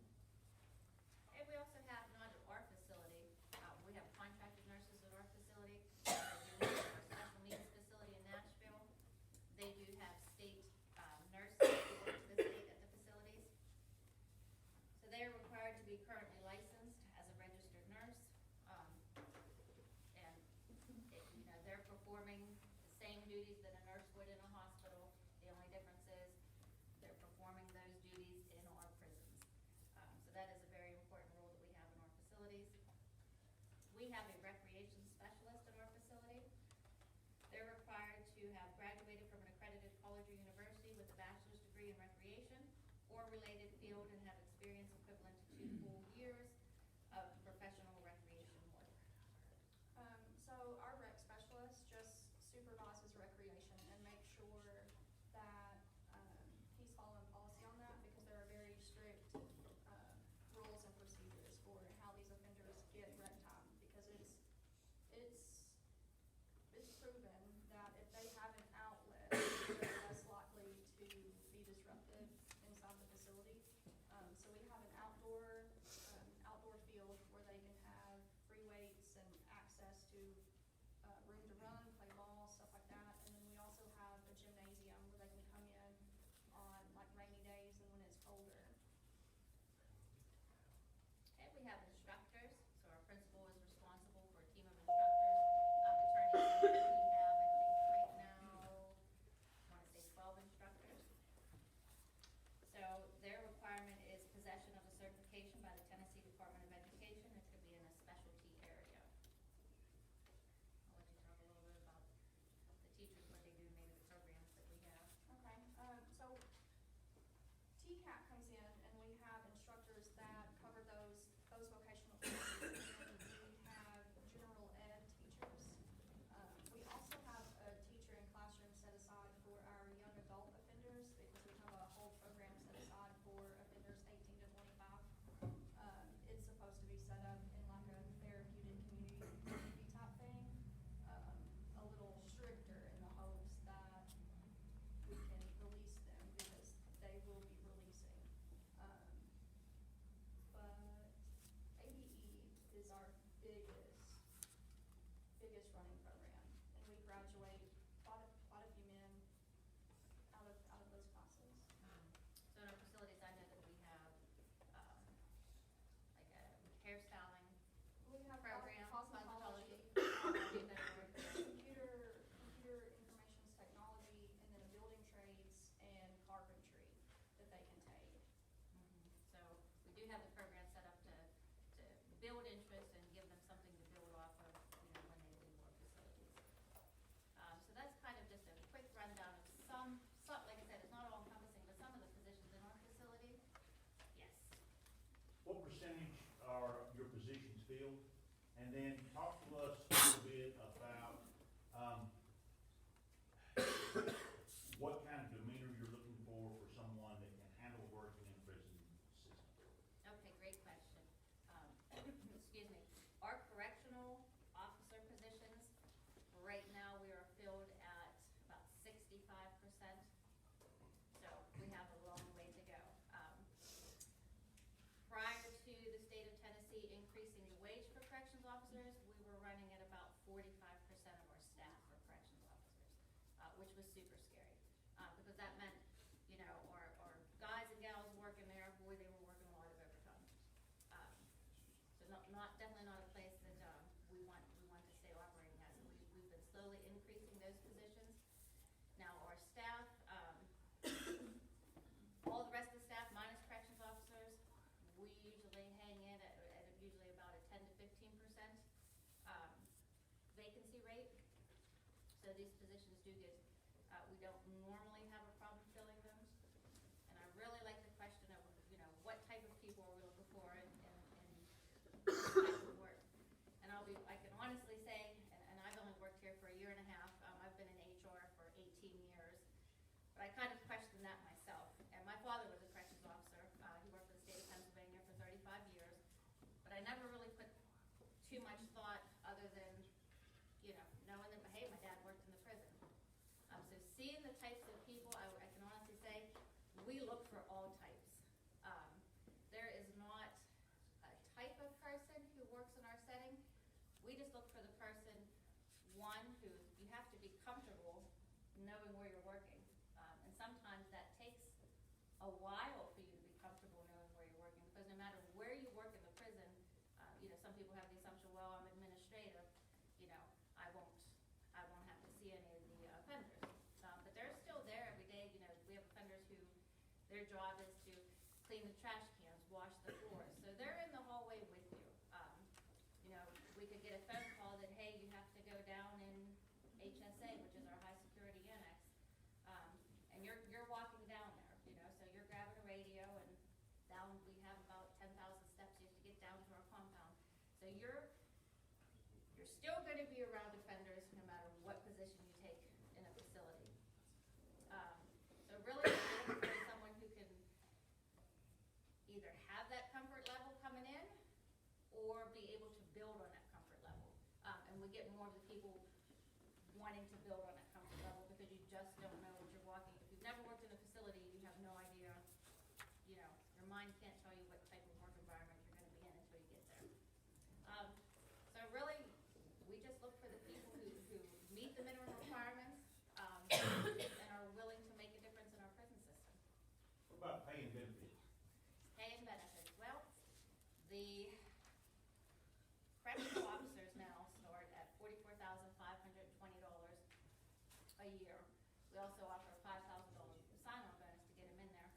So that's, you know, that gives them, you know, pretty close to that $50,000 mark. That's just to start. After 1 year, they do, you know, they do get a increase up to $46,752 a year. The pay range for all the other positions, you know, there's no set standard. If you go on the state website, you can see a minimum, a medium, and a maximum for all positions. They're, you know, it's public knowledge. I'm sorry, was there a second part? Benefits, you're state employees. Correct. You got retirement, you got insurance, those kind of amenities don't come with all these jobs. You're a lot bigger on that than a lot of people, so just having them understand that is.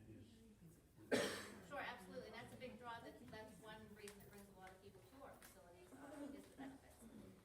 So, of course, we offer, dental, health, vision, we have, disability insurance, we have life insurance, we have, programs set up where you can take one college class each semester that's paid for by the state. That's great for these correctional officers because they're able to come in with a high school diploma or GED, and they may not, you know, they may want to, they have aspirations to be something else. So every semester they can take that free class, and have that paid for. We also have accelerated associate's degree programs. So we have programs if you're looking, you know, just to get your associate's degrees, the state will get you on a fast track for that. We have 11 paid holidays every year. That's one thing that people truly enjoy. We have FMLAs, we have Family Medical Leave Act in place. We have special benefits for the military. It's pretty all-encompassing. I believe Tennessee is third in the country for their benefit package as one of the top benefit package offered by the state. So it's definitely, there's a lot of perks to the benefits when you work with the state. Yes, sir? That correctional officer one, would somebody right out of high school, like graduating in May, be eligible for that? Absolutely, provided that they are 18 years old. So that's the minimum age requirement. But yes, right out of high school, we have quite a few people, you know, who they're still trying to make up their mind. Maybe they have an interest in law enforcement. And I tell everybody, this is a great springboard if you're looking to do something else. You know, maybe you want to be a state trooper, or you know, you want to work in crime, in the crime unit.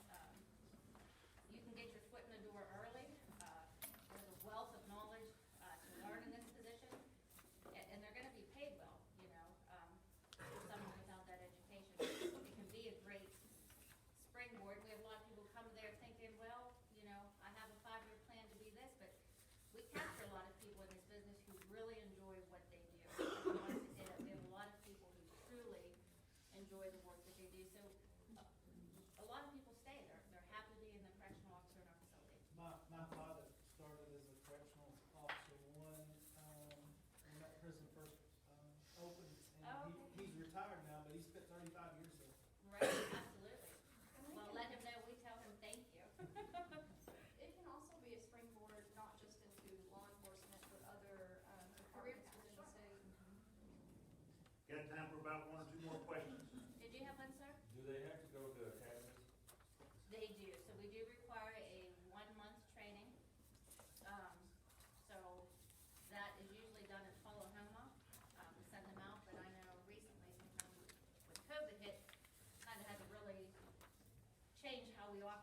lot of times we're, doing the training at the facilities, but regardless of whether it's done in Nashville, Tullahoma, or at our facility, we do require that, 4-week training. And that's, so that they can learn how to operate inside our facility. So it's very important training that we give them. That was a great question, thank you. Anybody else? Any inside secrets you want to know about the prison? Yes, sir. What's the return rate on most of the prisoners? Currently, Tennessee, I think I just read this yesterday, we're at 32%, which is really good. Tennessee is, does a better job at recidivism than most states. They really do put a lot of focus on, like I said, these programs, getting the people educated, giving them work, giving them the counseling that they need, making sure that we are on top of their needs, so that they don't come back to the bad. I know you guys may have more questions and things like that, but we're gonna run out of time. I don't wanna do that. If you still wanna ask some questions, don't be afraid to ask them. But let's give them a round of applause.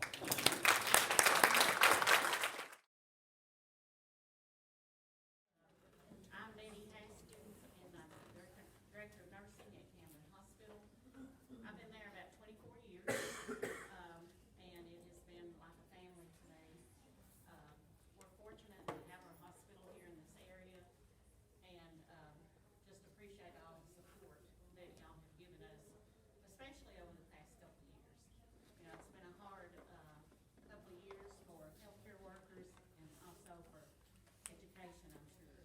So we've had lots of challenges. There are more than 400,000 jobs in healthcare out there waiting for people. And that is an enormous task looking at. Over the past couple of years, the pandemic has caused us a lot of stress. A lot of people have retired out of healthcare. They found other jobs. A lot of people are working from home. And all of that, there's some burnout there that we've had. And all that contributes to the vacancies that we have right now. When we have our healthcare system in our rural area, it really affects our economy because when industry comes into this area, they look at the school system, they look at health to see what kind of availability there is. So healthcare affects not only just our health, but so many more things in our community. So what we have learned over the past couple of years is we have to learn how to develop a workforce so that in the future we will have enough people to take care of, our sick people. And so there's a few ways that we have found that we can do that, but the main thing is that we have to get the word out there to younger people, to students, early in life, so that when they're in middle school and high school, that they kind of have a goal, if that's what they want to do. If they see themselves working in healthcare, that they have kind of a goal to work towards. So encouraging younger students, starting their training early is something that's really important, and just exposing students to healthcare. We have West Tennessee Healthcare, we're looking at a program now that maybe for like high school students, they could actually come to work at one of the hospitals, maybe in, of course they can't be a nurse or a doctor, but they could work in, say, registration, and they're exposed to that life, to that environment of healthcare. And we think that that will help us to recruit younger people a little bit better. So today, want to talk a little bit about jobs that are available, and so I've just picked out just a few, but there are so many opportunities in healthcare out there. But we're going to talk about a few jobs.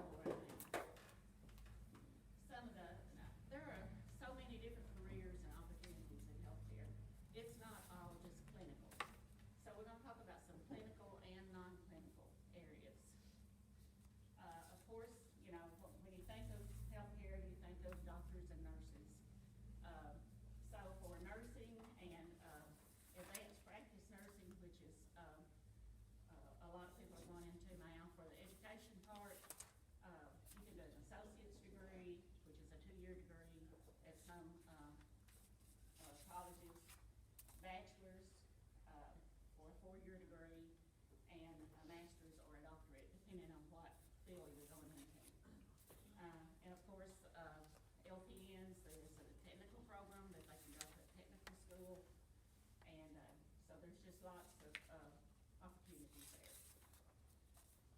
Radiology includes MRIs, CAT scans, mammography, ultrasounds. And so in this areas, there are technicians and technologists. And I will tell you, for some things, diagnostic like ultrasound, there are some things that we can't do in every hospital just because we don't have the people. We just don't have the staff to do that. You know, just recently, I mean, we're down to, at our hospital here in Camden, down to like 1 day a week that we can do ultrasounds because there are no techs out there. So there is just, so many opportunities there.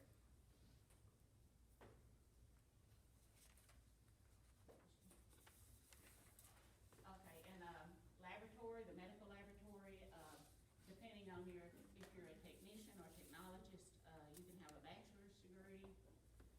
You can, be a phlebotomist, who is just a person that draws blood and does some things like that, and those, do not have to have a degree. Some of those are online, education or on-the-job training, and there may be a certification for that. But, those are things that a lot of, non-degree seeking people can do. Pharmacy, of course, that, entails either a doctorate or a professional degree. There are 6 schools in Tennessee now that, have a school of pharmacy. And, just a few years ago, it was only like 1 or 2.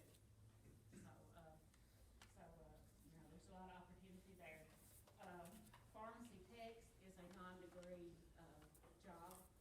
And you know, you do have to have a certification or some training for that.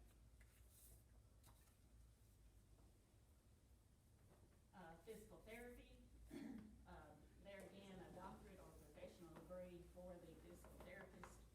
There are also physical therapy assistants, that, do not have to have a degree, and still work within that area. And, there are just so many jobs out there. I use the reference of the U.S. Bureau of Labor Statistics, and you can go to that website and, look up, and it will tell you the salaries of just about all these jobs. So if that's something that you're interested in about on the salary, you can go there to look for that. Some of the non-clinical careers, information technology is really, you know, technology is growing in everything. But, this is really, in healthcare, this is something, it's not new, but it's just growing by leaps and bounds. Data collection, telehealth, we've all heard about telehealth, where you don't even have to go to the office, you can just sit in front of a computer and, talk to a doctor. And all of this is technology. Clinical informatics, this is, building, software to where, clinical people can, you know, go to the computer and work, with the data. And, so this is a really growing area also.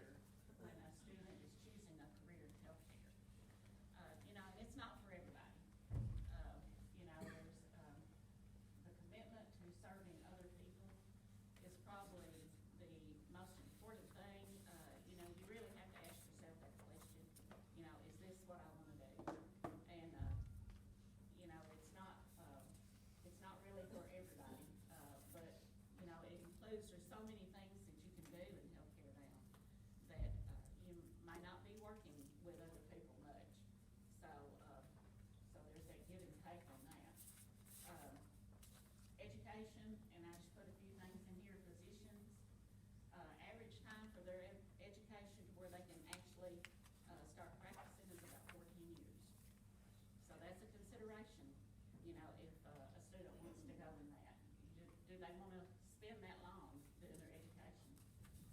Bachelor degrees, like for, registered nurses, are 4 years, approximately 4 years.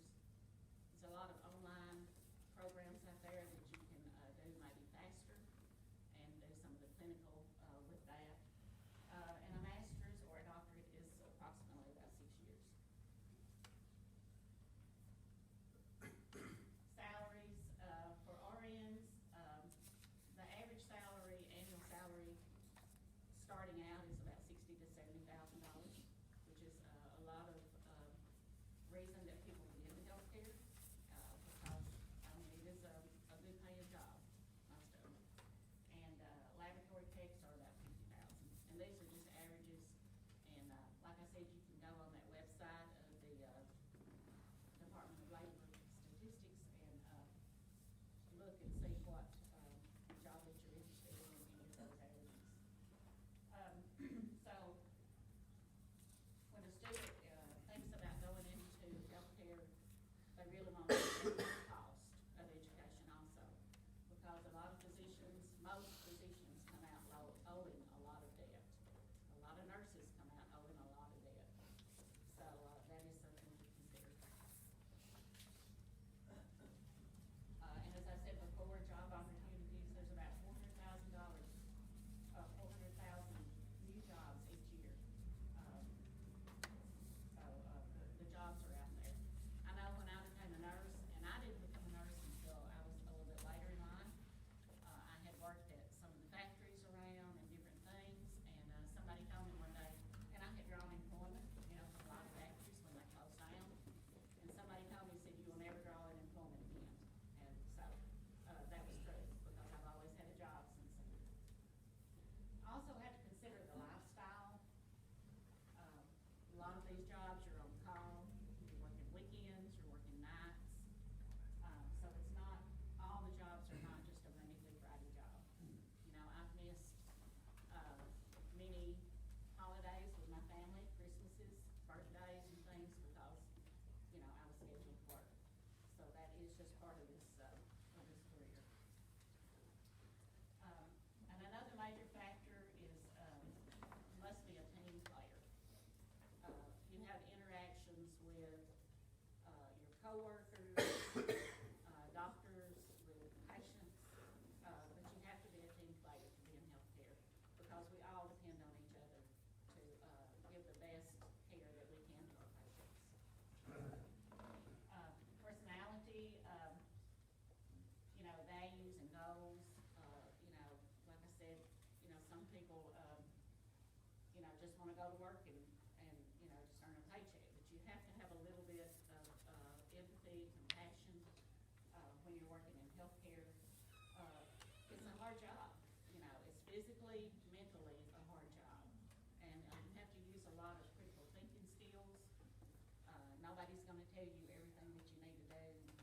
Some of the things you just have to use your education and your training to work in that area. People also have to be, professional, speaking with, like I said, other colleagues, families,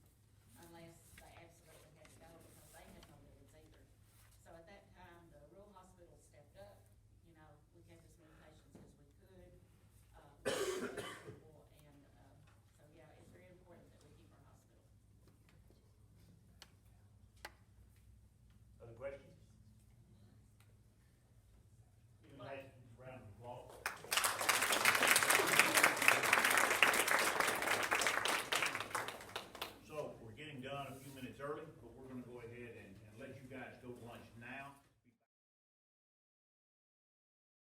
About the sensors that we have in the bathrooms, okay? So I wanna give you a little bit of an update on where we are and what's happening and so forth and so on. About 6 or 7 years ago, Eddie Griggs came up to me, it might have been 8 years ago, and he said, I've got something that's gonna make it where I'm gonna quit smoking. Okay, Eddie Griggs was one of our maintenance guys. And he showed me a vape machine. Of course, he said, it's just water in everything we find. I said, Eddie, I don't know where that goes, but I said, I don't, you just showed me something that's probably gonna cost me a lot of effort before it's all said and done. And he was trying to quit smoking and he was using a vape machine, okay? Of course, it had nicotine in it, it's got lots of things that are in it, and so forth and so on, but that was the first time I saw a vape machine that was there. Now, the day before we went on hiatus because of the pandemic, I had students talking to me about, he's got a dab pen, he's got a dab pen. And I'm going, what in the world is a dab pen, okay? And sure enough, there was a kid that had transferred here, he had been here 2 days, he was coming from Huntington, okay? And they were talking about how he had a dab pen, it was just all over the place. And so I brought him up to the office, did my search, and we found an item. I looked it up to see what it was, and sure enough, Mr.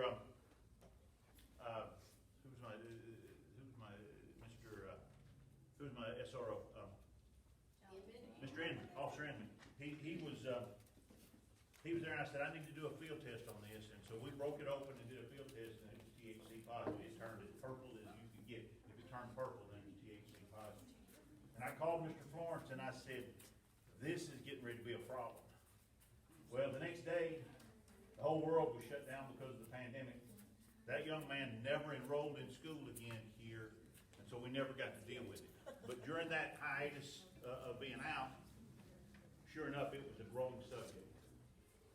At the beginning of this year, we have a bus that carries students from here in town to the Carroll Academy. And that bus is sort of our limit for what we can allow, how many we can have in Benton County that go to Carroll Academy. It holds 13. By the time we got to October, we were sitting at 12, okay? Which is the most we've ever had that were being assigned to Carroll Academy.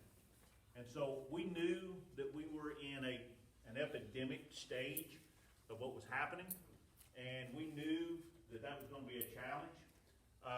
There was a meeting that was held, and literally I took the bags of evidence that I had, and I sat down with our juvenile services, our sheriff's department, with the central office, and with the judge, and I showed them that, and I said, look, folks, I said, I know there's some people saying that it might not be a zero tolerance, or it might be a zero tolerance. I know that we're talking about some things that it's become rampant. I know we've got issues that are going on with this, but I said, our teachers can't teach if the students are high in class.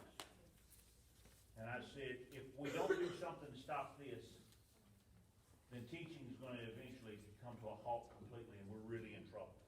And I said, I think that it's important that we as a community, I'm talking about our sheriff's department, I'm talking about our judge, I'm talking about our juvenile services, I'm talking about our central office, and I'm talking about us speaking with one voice as far as whether they should be able to come to school and be high in class and us not be able to catch it. And I said, we need to use every resource that we can to try to make that happen. The judge listened to what I had to say that day, and there were a number of people that were supposed to come through court at that time, and he supported it to the point where when they were assigned to Carroll Academy, they had to stay. And so that was a big, big deal, because there was a big question as to whether he was going to do that or not, and he did. The next thing that happened from there is when the parents came in and they were trying to normalize it with the judge, the first question he asked, he said, is there any chance that these children are getting these items from you at home? And you talk about getting real quiet. The parents got real quiet real fast. Okay, so his speaking in those terms was really important. Now, we've invested in money that are these Halo machines, and I can tell you that every single time there's one that has some sort of alert, I get a text about it, and I've been paying attention to it for the last 3 weeks. I have leaked out some information to our students about the fact that it is working, but I don't give them just huge details about how it works and what all it does, okay? And I'll tell you part of the reason why. As soon as they saw the machines were in there, they started taking pictures of them, getting the codes on them. They've been looking them up on the internet. They've been looking at ways to be able to get around it. That is the nature of a youth trying to figure out how they can get away with things that they shouldn't, okay? But I've talked with teachers, I've talked with administrators at different schools that have these, and it's really up in the air as to how this works. I talked with some people from Brewston, and they had a team of people. When an alert goes off, they literally had people running towards the bathroom trying to catch it. Okay? That was day one when they said that they were operational. Folks, I'm not going to do that. I'm not going to do that. Okay? This is not where we are trying to catch every single act in the world that goes along. But I definitely want to know when we have a trend that's happening. I definitely want to pay attention when I have good evidence that's going on there. But if we make this into, can we catch you or can they mess with us? They'll have us chasing our tail for the next 3 or 4 years doing this. So I need your help in letting them know that this is not about trying to catch you. This is about trying to get you to do things that you're not supposed to be doing at school. This is about giving you a reason to say no. We have students that have drug testing because they play athletics. We're not really wanting to catch kids positive on drug screen. We do it as we're supposed to. We do it with fidelity. But the reason why we do it is so that they have a reason to say no when they're out in town at a party. And I need your help in making sure that as we're talking with our students, that we're trying to give them a good reason to say no, because there's stuff here that's a big deal. First off, there's THC product and some of the things we have. This machine will sense that. I've had 0 hits on that so far. That's been good. The second thing is they have refillables now. That scares me to death. And the reason why it scares me to death is because you don't know what's going into it at that point. And I don't want someone to die because they tried something. So we need to have good reasons why we don't allow students to vape at school.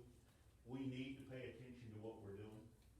I don't want you to go out and tell them, we're out to get you, okay?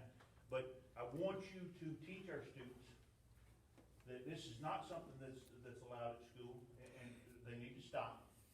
And that we're trying to give them good reasons to say that they're to say no when someone's around them that is.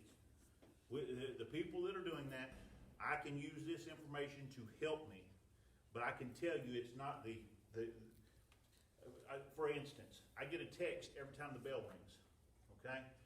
The sensor that we have in the 300 hall in the girls' bathroom is too close to the speaker. So the bell rings, 7 seconds later I get a text and it says it's an aggressive sound coming from the 300 hall girls' bathroom, okay? That has happened. I have had times when someone was spraying something in the bathrooms and it sent me a text that said there was a masking alert. That's when they're trying to spray something so that they don't get caught vaping. If you have a masking alert that occurs with this machine and you don't have some sort of a vaping sensor that goes on after that, what are they doing? They're putting on cologne or some sort of perfume. If you have a masking alert and then 7 seconds later you have another alert that says it's vaping, then it is. And I've actually seen that happen. I wouldn't know that if I hadn't tried to step back and go slow with this. One of the things that happened is when we put the machines in there, the amount of activity that went down in our school was significant, okay? And then the machine sat there for a little while, and the activity started to climb again, and you could see it on the machine. Mr. Florence put out an announcement that we have these in place.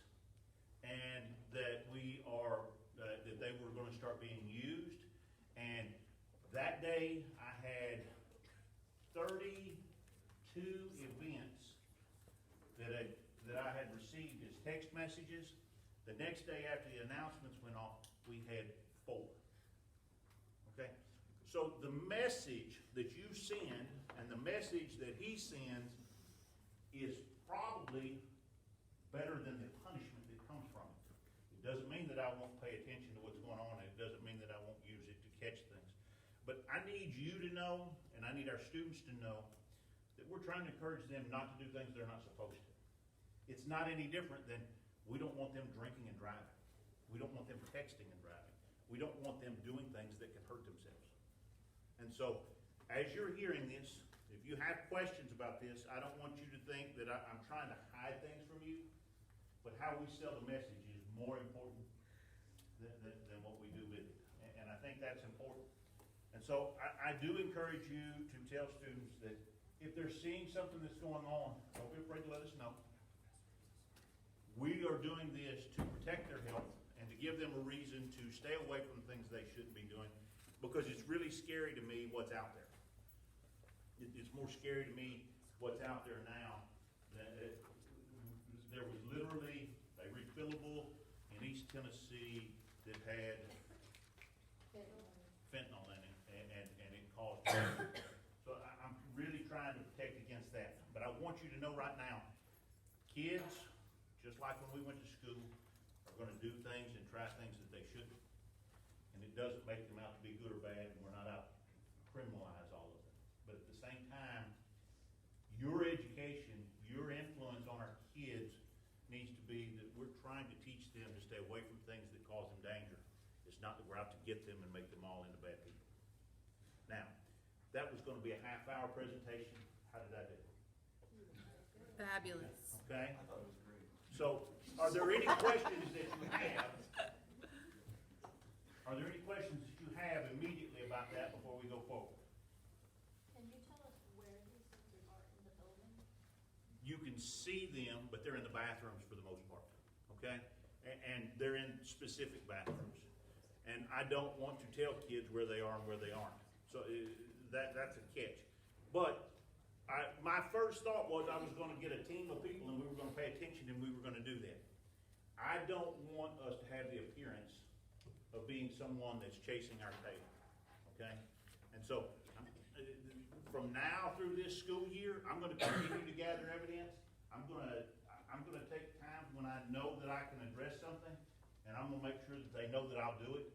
But again, it's not where I'm trying to catch everybody in the world, and I'm not trying to show favoritism. But sometimes you have an event that takes place during a class change when there's 50 people in there, and sometimes you have 6 events that take place and there's only one person in the bathroom during class time.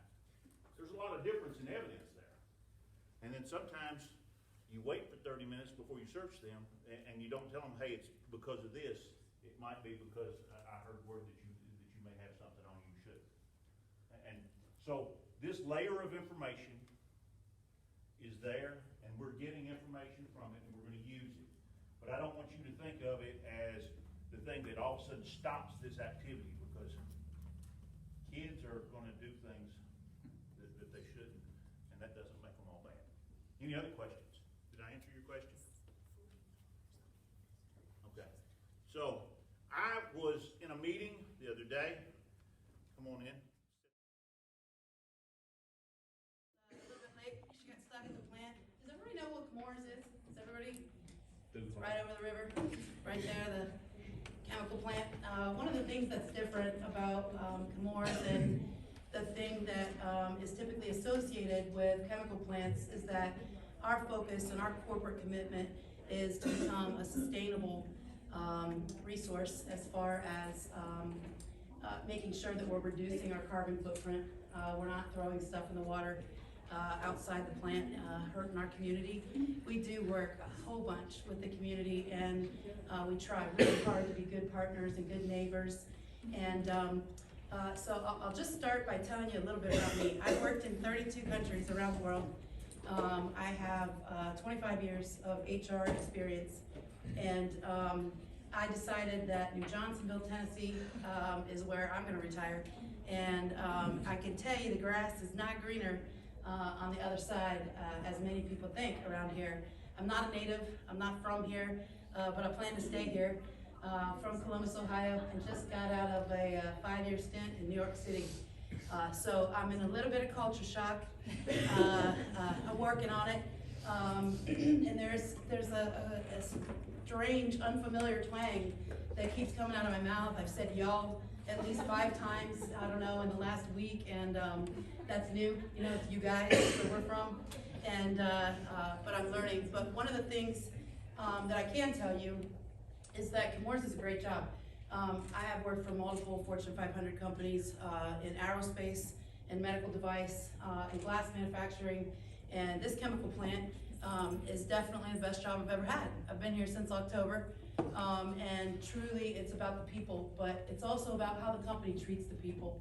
And so this is not a sales pitch in any way, shape, or form. It's just what I know.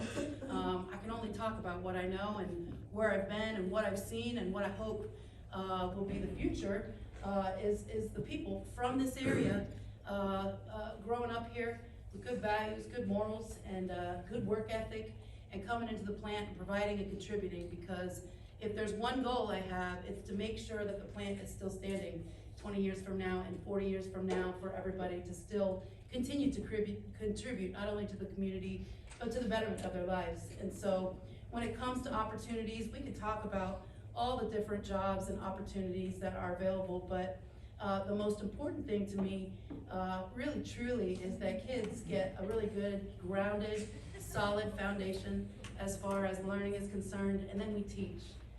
And we teach, and we teach, and we teach. There are chemical jobs that require up to 52 weeks of training. And the requirement for someone coming into that position is that they have an open mind, a good work ethic, maybe a little bit of industrial experience is preferred. But a story I like to tell is that we recently opened up a job, and it's for our plant resource group, and that's basically your entry level, starting day one off the ground, not a whole lot of background experience in anything. And we had 10 positions open. We had 150 applicants. 65 of them came from referrals from within the plant, which actually tells me we're doing a good job, because it's a pretty good place to work if you want your neighbor and kid and your friends to come and work at the plant. It's a pretty good job. And so in doing so, we were able to hire 4 veterans, 4 females, and 2 ethnically diverse individuals, which for the area has become increasingly difficult. And this is something that is new for me. At my plant in New York City, we had 4,500 individuals at an aerospace plant, and they spoke 32 languages. And so it's different for me to see the groups that come in, and they may have the same last name, they may look alike, they may think alike. And so one of the things I am trying to do is to introduce diversity and inclusion at the workforce, and that's mostly because what you don't want is a group of people who all think the same and can't think outside the box and don't have creativity. And so as far as job opportunities, the easiest way to come into Chemours is definitely through Nashville State Community College, doing their P-Tech and M-Tech regimen as I&E or instrumentation and electrical technicians or mechanical technicians. That is the very easiest way, and I can tell you that I had the good fortune, since I've been here in October, of hiring 10 apprentices from Nashville State, 5 of them in electrical and 5 in mechanical. And so after 1 semester of school, they come to us, they work 3 days a week, they go to school 2 or 3 days a week, and after 2 years, their salary, their earning potential reaches north of $40 an hour. So you can basically have a 20-year-old kid who's earning somewhere in the vicinity of 6 figures with a couple hours of overtime here and there. And so to me, taking on the $320,000 or so of debt going to college when some kids just aren't made for college, the alternative is that technical school and the Nashville State Community College that we have a pretty good partnership with for bringing in apprentices. So that is the easiest way for somebody to have an opportunity to come in and make a direct impact immediately at Chemours on the technical side of things. The other way, like I said, come in, Amanda. Come in, Amanda. Everybody, Amanda Smith, just, yeah, make her feel really welcome. Yeah. Amanda's worked at Chemours for 22 plus years on and off. A little bit different from me. She is from Waverly, and she is a hometown gal who has lived and worked here. Amanda, I shared with them, I've worked in 30 countries and in New York City in different industries, but I decided to stay and retire here, and Chemours is the best place that I've ever worked, and I have worked plenty. Actually, Amanda is our unit manager, and one of the things that she's responsible for is the recruiting and the hiring for that I&E, instrumentation and electrical and maintenance personnel. And she is, let's see, she has over 150 people in her organization. Amanda is responsible for the maintenance side of the house and reliability and quality as well. So one of the things that we pride ourselves as well in is the fact that we're able to provide upward mobility. And currently we have 3 area manager jobs open, where those folks, a lot of them are homegrown, a lot of them come from chemical operators, some of them come in as chemical engineers, some of them come in and just really work hard and put their nose down and learn everything they can about the job, and they're provided an opportunity to manage. And so as far as that's concerned, we're really excited about the fact that we have been able to promote from within people to work all over the globe.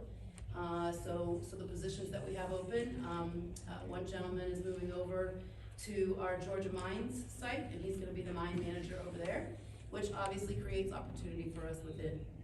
And so I am happy to answer questions if you have them. There are plenty of videos, resources, all sorts of things that we could go through, but I'm really just not sure exactly what it is you guys want to know. And if I don't know the answer, my friend Amanda will help us out. Does anybody have any questions about Chemours? Or who wants to come and work with me? I'm just. How often do you hire? How often do you guys hire? That's a great question. So previously, we would take groups of 10 to 12, 10 to 15, and we would hire and then leave them on throughout the year. And as the jobs come open, then the folks would bid into the different sections. I have hopefully a new philosophy, which will be hopefully in January, to start doing hiring sessions where we have the ability to see the talent that's out there, and then hire anywhere from 3 to 5 at a time, 3 or 4 times throughout the year. But my goal would be in January to do a massive posting to get people in the door and let them know that the jobs will be available throughout the year. Where is that kind of stuff posted? Like if somebody doesn't have someone they know that can tell them, where would they go to look for these postings? So, they are online. They're on every job board you can find. The other thing is we've started posting at Nashville State Community College as well. And what we can do is, if you're interested, we can start getting it out. Gray Collier said that she would actually put it in the newspaper and see if that was a better way to reach a wider audience. But you guys will have to tell me what is the best way to get that information to you. Social media, probably, through Facebook, Twitter, you know, having a page. Good, okay, great. We've got content managers that work in Wilmington that I'm sure will be happy to get us a page up and moving. That's great feedback, appreciate you. Yeah. What's the difference in the way y'all hire now as compared to when y'all did the LSE program? Because I know a lot of young people kind of got discouraged. Really? What happened? Well, they didn't like that they got in there and had to do the same work that the people were getting paid $30 an hour, and they were getting $10 an hour, and everybody else was just kind of sitting, not doing anything, expecting young people to do all the work. I can't speak for the past, but I can speak for the future, and the goal is to not hire so many people that we have these extras available that are doubling and mirroring the same positions. What we are doing with our plant resource group is, as soon as they're assigned to a new job, they get a higher rate of pay. And then after that first full year, they go to full salary. So within a year, they're up to that, I wanna say it's $32.79 an hour for our chemical operators. Yeah, I know you say chemical operators, do you also do mechanical engineering or? 100%. electrical engineering? Yeah, we'll take all the engineers we can get, yes, yes. See, you wanna come work with me? Yeah, and I'll tell you what, it's really great to find talented people. If I was to say something to children nowadays, I would say if you could go get your electrical engineering degree, do it. If it's for you, if it's in you, go do it. It is such a hot commodity. We can't find them in the area, let alone in the state, let alone across the country. There's a huge opportunity for doublings. And what we're seeing now more days, the trend is for our youth to go and get degrees in computer science or computer engineering. And so I think it's our responsibility as a company to make sure that we can find the talent that's out there and utilize it to our strength. You have something? Are y'all, still do the labor pool and, testing process that used to be done? So I can't tell you what was done, but here's the story I wanna tell you. When we did our plant resource group, right, there's some sort of a physical aspect to the job, right? There may be 13 flights of stairs you've got to run up and down, not run, clearly we don't want anybody hurt, but you have to be physically agile enough to get up and down. So currently they throw 55-pound bags of finished product, finished pigment, and they stack them. Then they go and they they undo a valve and they redo a valve, and then they do a little bit of eye-hand coordination. But the greatest thing happened, a gal came in and she had been a summer worker for, I wanna say like 2 years. You guys know this, that we do a little bit of summer work, right? Yeah, so the employees who have children will come in during the summer. This year we're paying them $13 an hour. A little bit more of an incentive to get a feel for that industrial side, but she'd spent 2 or 3 summers working there and had graduated, gotten a degree, and couldn't find a job in a field that she wanted. So she went to a bank and was working out in Waverly at a bank, came to the physical assessment process in stilettos, definitely not shorter than 4 inches, and did the whole thing in her stilettos. I hired her on the spot. I thought she was amazing. She's doing really, really well. She's a tough gal, and yeah, she'll be a chemical operator really soon. She's from here. You know her? Yeah? So if we want a job, we just have to show up. In high heels, yes. I'm for it. I am for it. Yes. We're all about inclusion, so don't really care about your preferences. Anybody else? Anybody else? So obviously I heard the last folks, they were talking about benefits and days off and all that good stuff. Chemours just recently added an additional holiday, Juneteenth, as a national holiday, and so we'll be observing that this year. In addition, everybody gets 3 personal days off, and then vacation starts at accruing 3 weeks a year. So there's plenty of time off where you can have a really good work-life balance at the facility. And the only thing that I will say that is a little bit different, because I'm new to HR, I think they've had previous administration there for over 10 years. I don't think I do things differently. I think I do them in a way that's fair for everyone. And so the most important thing is that I find somebody who's interested in learning, because like I said, it can be up to 52 weeks until you're a chemical operator on that reaction side. And so we want people who are in it for the long haul, who want to make a career out of it, and who've really decided to dedicate themselves to learning. Talk to us about the soft skills that you are looking for when you interview someone that sends off a bell that helps them to get in their foot in the door.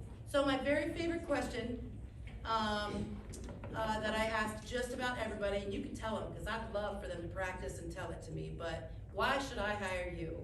I want people to have the confidence in themselves and the ability within 60 seconds or less to tell me what it is that separates them from everybody else, what's unique about them. And so it could be anything. But I will tell you what I hear a lot, and this is just advice. It's really tough when you're asking young kids about their experience with teams and collaboration and how they do well with others. And because what I'll hear is, well, I'm captain of the football team. I mean, you must have 20 captains of football teams around here. I don't know how many schools there are, but when we went to the apprenticeship interviews, every one of them stood up and said, you know, I'm on the football team and I'm the captain, and I think that's great because team spirit and school spirit and the camaraderie you get when you do play sports, I did it, you know, I think it's great. But one of the things that really truly sets people aside is when they are able to give examples that have happened to them in their life in a concise manner. I hate hypotheticals, truly, like, well, if I was gonna such and such, tell me about something that happened to you that's personal to you and how you prevailed. And so the other thing that we tend to teach when we're looking at internal candidates and they're looking at moving up and moving on is the STAR method. Do you guys know about STAR method in interviews? Situation, task, action, result. And so when we're evaluating answers, we want people to be able to tell us, again, a personal experience. What was the situation?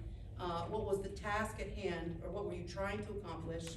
What actions did you take, and how did it resolve itself, or how were you pertinent to the resolution? And so that's when, from an interview standpoint, like I said, those two things, anytime you ask a question, because they're all gonna start out with, tell me about a time, and we want them to be able to connect a personal story. Whether it's, they can come up with 3-4 stories and apply them to whatever questions it is that I'm gonna ask. Tell me about a time when you prevailed against the odds, or when you didn't think you could do it and you did, or tell me about a time when you had a team interaction that shaped you or developed you or something like that. Those are the kinds of questions that we ask. We want them to be reflective of themselves. And then that'll typically tell us how they're going to perform in the environment. Yeah.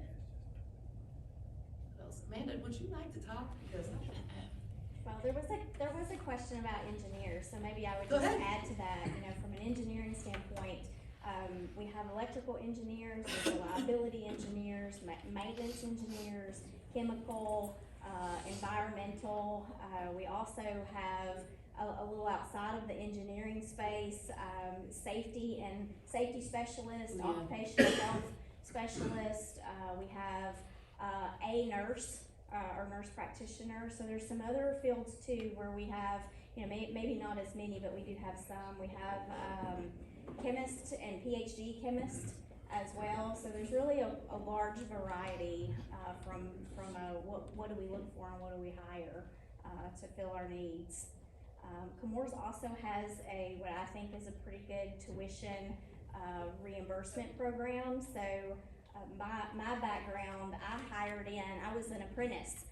So the CAP apprentice that your students have the opportunity to apply for, that is how I started at Chemours. And so I worked summers while I went to college, and that turned into a co-op, turned into a full-time employment, and I never looked back. And a few years ago, went and got my MBA, and Chemours paid for the bulk of that. You know, so I had that opportunity as an adult to go back to school and not be out a whole lot of money to do that.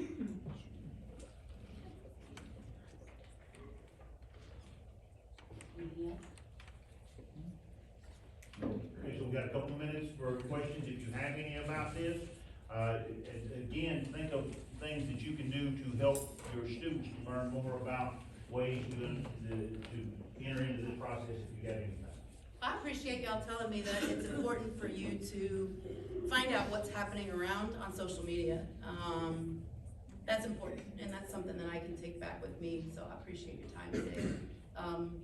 we are really excited, working hard with STEM and, trying to get, people excited about science and math and technology, and, we're real happy to be partners with you guys in that too. So, if you have any more ideas or things that you may need from a community perspective, we love to come out here, and we love to be part of what's happening next, so, appreciate you. You have some, people that's been very helpful for my program. Yeah. And your donations have been very grateful to us. Are you in the welding group? Yes. Yeah, pretty cool. We keep telling them to send us pictures. But for the longest time, we had a mask rule. And we've finally taken those masks off. We're really excited about that. And we'll have to get some pictures, because I'd love to put them on a little newsletter. Yeah, that'd be great. There's been pictures sent over there, I don't know. Really? Well, is it Dustin? I think I may have Dustin, some. Rachel Baker. Okay, cool. Yeah. Gotta watch this Rachel Baker girl. Oh, yeah? Uh-huh. Okay. I thought Miss Lisa, thank you so much for your time today. Thank you.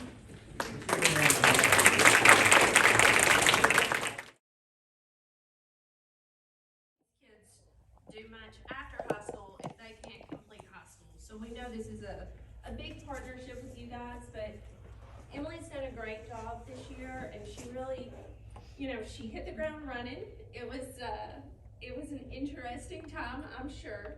I think Emily, your school counselor, also, she had done such great work and worked with all the kids before. And I don't know how y'all do this thing. I find that so confusing. But the two Emilys, they've worked to get to these numbers and these increases. And with the AIRS Foundation and having that, gosh, this is so confusing. The AIRS Foundation, Emily, come in and help these students. We've gained in FAFSA completions. We've got an 18.5 increase. There's FAFSA submission and completion. So when we submit, that holds the spot for Tennessee Promise, which is what Mr. McDowell was talking about earlier. That holds their spot. So even if they weren't able to get their parents involved, that means that number, that 98.5% of your senior class has put that information in there and held their place for Tennessee Promise. Even if they couldn't get their parents' information put in, and maybe later on they're able to, or we can work something out with the parents. But that put us in a place where Benton County was a FAFSA champion, which is a big deal for us. So we were really excited about that. Applications are also up, and these numbers, if you can get a student to realize how much financial aid help they're going to get, because there are kids that really believe, I can't afford college. Maybe their whole lives they've been told, we can't afford it. Don't even think about it. We can't afford it. You're going to need to go to work. When we can show them this is your financial aid, the state of Tennessee does a great job with aid. The federal government supplies quite a bit in aid.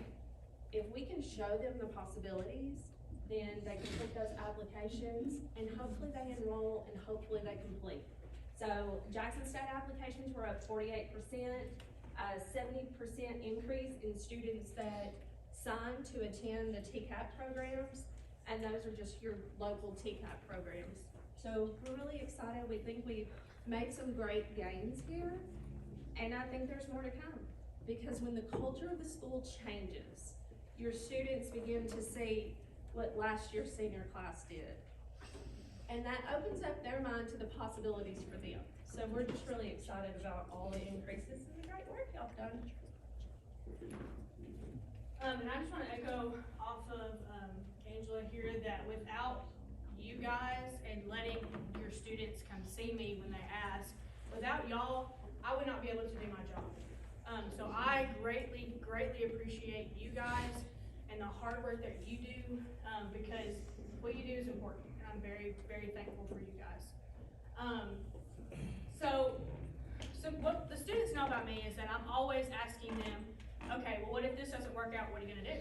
What if that doesn't work out? What are you gonna do? Okay, I'm all about A, B, C, D, E, F, G plans, because as we know, life does not go the way that you want it to, ever.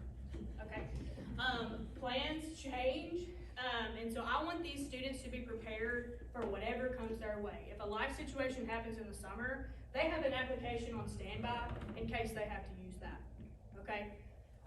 So some things that we've done this year, we've had financial aid nights.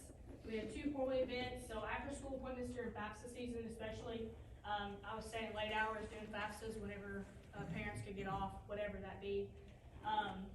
Sitting face to face with a parent and a student, just having that one-on-one connection, creating those relationships to say, I'm here for the long haul. I'm not here for now, I'm here forever, okay? Some college visits, we've been very fortunate to do some college visits this year, and I think the students are really, that was one of the most exciting things that they were able to do, because it helps some students picture themselves where they are, and see if they can actually go to the campus. And sometimes, some of these students have never been outside of these walls before on a college campus. So it was a great experience for them to be able to see that. We've had TCAT signing days, which were very special to be a part of. I love TCATs. Every time I go on a TCAT tour, I think I want to do everything that they have there, because it's so cool. And then being able to come and me and Emily we took some kids to TCAT Paris, and TCAT McKenzie came and really showed out for those kids and made them feel special. We've had some university registrations, UTM Parsons, Jackson State, Nashville State. They have been really great to work with. We've had Jackson State and UTM Parsons come up kind of at our beck and call and saying, hey, can you come register these kids? And they are more than willing to do that. And then now taking some kids to Nashville State, and they're really excited about the students coming in. And then we have some junior college summits coming up for the next class.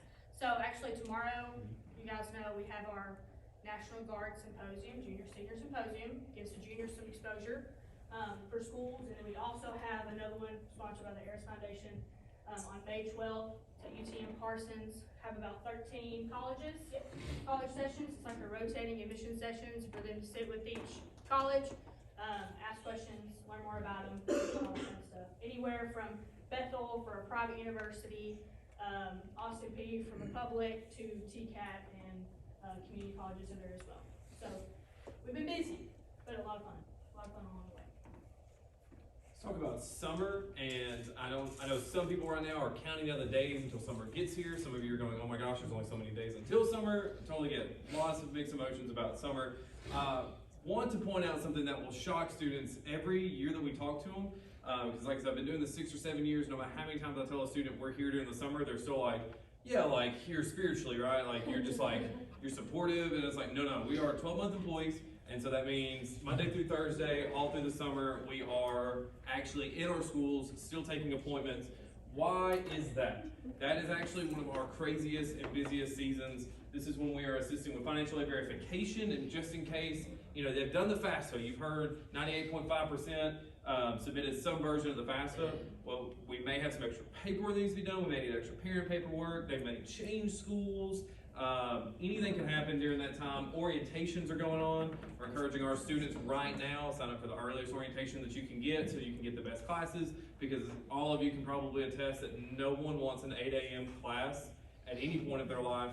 Outside of high school, or once, it's a lot earlier time slot, and we try to get our students to understand that really early on. And then of course the last minute school changes. It's kind of the bane of Dr. Marshall and I's existence, is when a student gets completely ready and even signs up for classes at a school, and because we hate it for the student too, life will happen and they're like, I need to change schools today. They're starting tomorrow. This is my life now. And you're like, okay, this is my life too. We're helping them pack and go to another school. So any barrier, anything that happens between graduation in May until they start in their classes in August, that's kind of what we're doing during that time period. We call it the summer melt. We're trying to prevent the summer melt. Kids that fully intended to start school right after graduation, start that fall semester, which, as we tell students, that fall semester after your high school graduation is the most financial aid opportunities you'll ever have. So we're like, we want you to take advantage of that. So what we're trying to do is prevent those students that intended to start from having a barrier to make them not start in August.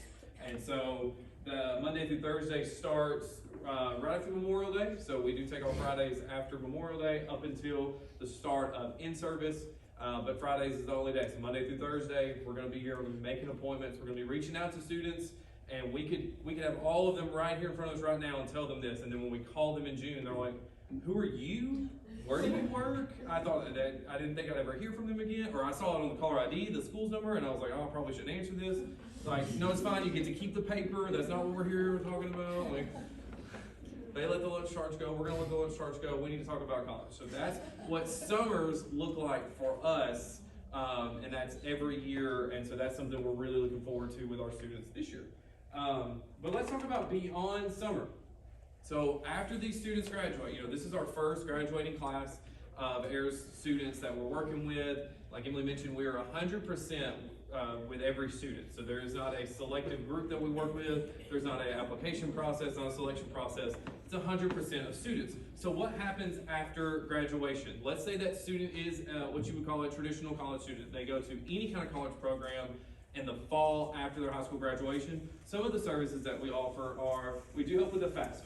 So even though we did it this year, to the shock of all students, you have to do that every year. And you want to beat all those state deadlines so you still get all of your state scholarships. So every year we're reaching out to past graduates to say, it's FAFSA time again. The great news for those students is the renewal FAFSAs, the ones after their senior year, take so much less time.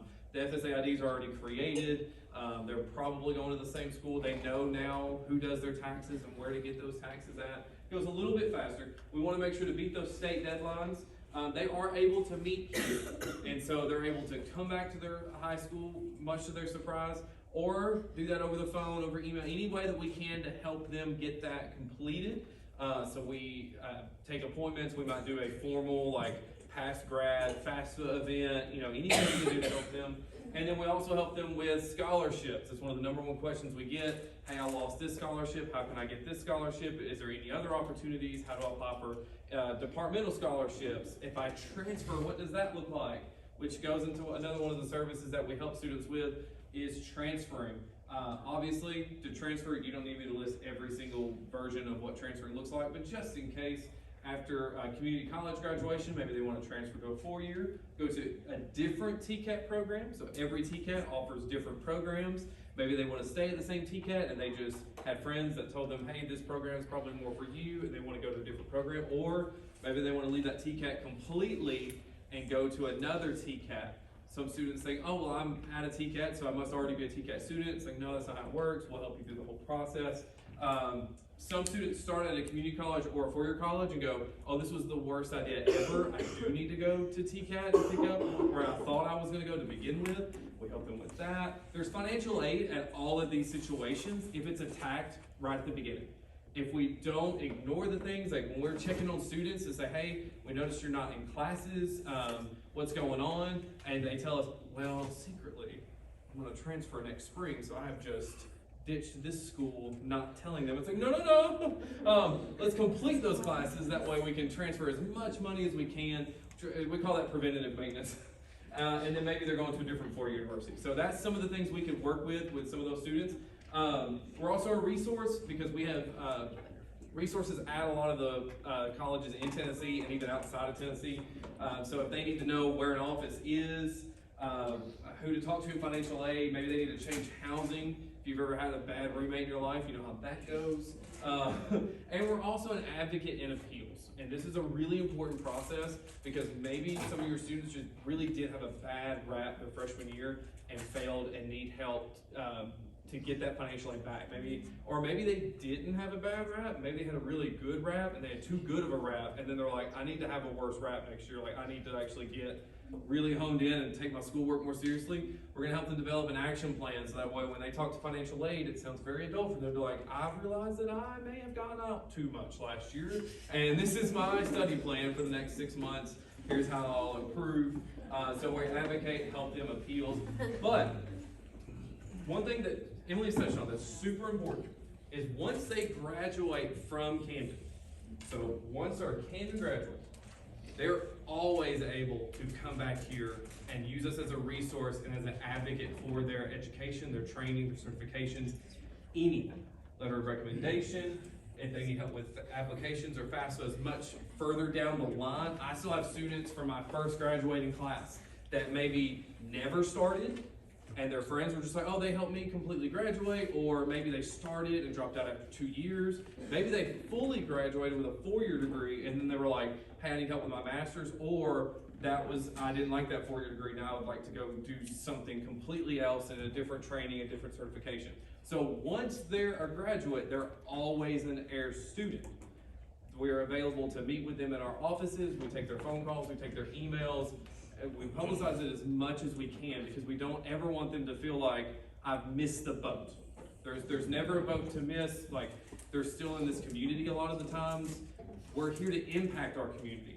And so it would be really just a terrible idea for us to say, well, you graduated and that's it. I'm very sorry. Like that was all the help you were ever going to get. Like, because we're still going to see them. We're still going to be in the same community. We're still hoping that they make a positive impact, that they bring those skills back home, that they contribute. So that is why that door is always open for students to come back and receive as many resources and services as what we can offer. I think this is an important part for you guys too, because of course Emily doesn't live in the community, but probably many of you do. So you see your former students after they've graduated at Walmart or in town or wherever, and when they tell you like, oh, well, I just don't even think I'm gonna go to school. It would be really helpful if you could point them to Emily and say, Miss Emily's still at school, she's up there all summer. If you wanna give her a call, she can help you with X, Y, and Z. So just remember the kind of the resource that we are and the help that we can provide. And if y'all can help kind of get that information to the students, because I know y'all got a relationship with them, and you'll hear through the grapevine what's going on, because that's what it's like in a small town.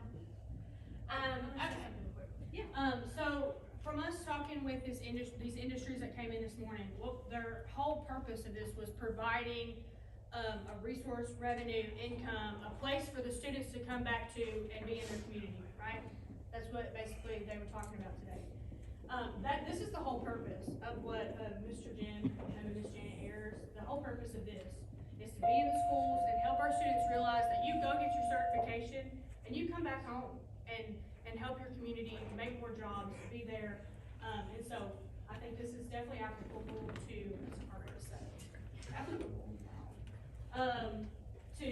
what we talked about this morning. Okay, so one other thing that came up when we were meeting was about highly selective schools. And, it's kind of been the mindset of probably a lot of our rural students that these are not schools for them because they maybe feel like they haven't been prepared or they couldn't match up to your, students that are at maybe private schools in bigger cities. But the fact of the matter is, a lot of these schools also want our rural students. They want a diverse population. And to have a diverse population, they have realized that means you have to have students from different backgrounds. And that includes rural backgrounds like ours. So when you think of your student, we want to meet with them anytime. Obviously, senior year, by that point, we've got an ACT score. We maybe know who these kids are. But if you can help us to identify maybe sophomore or early on in the junior year, this kid is top notch. He or she is 100% has some big goals, some big dreams.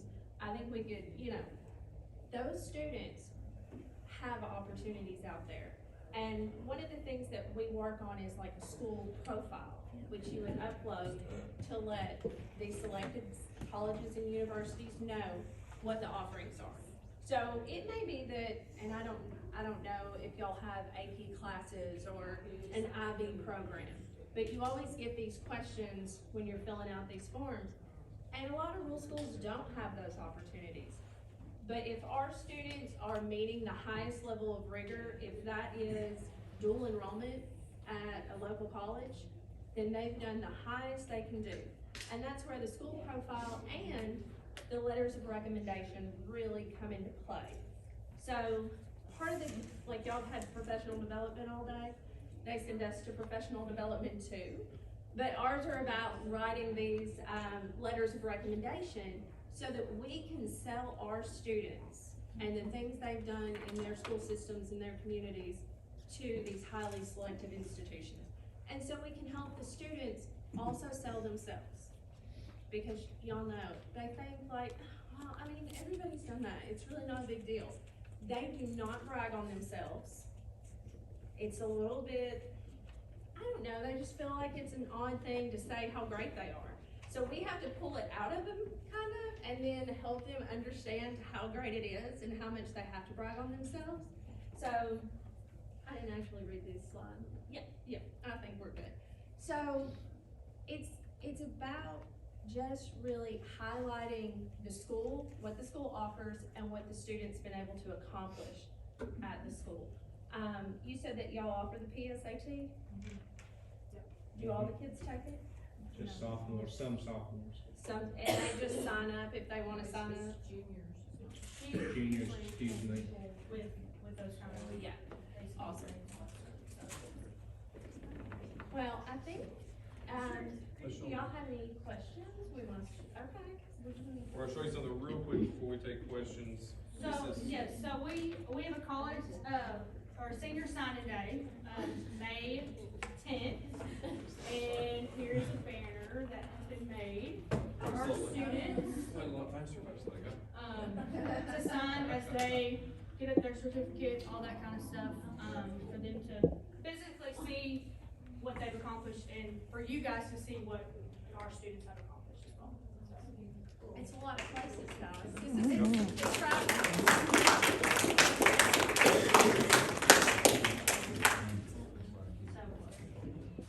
Any questions about anything? You're doing a great job. I second that. We went into our senior year totally lost.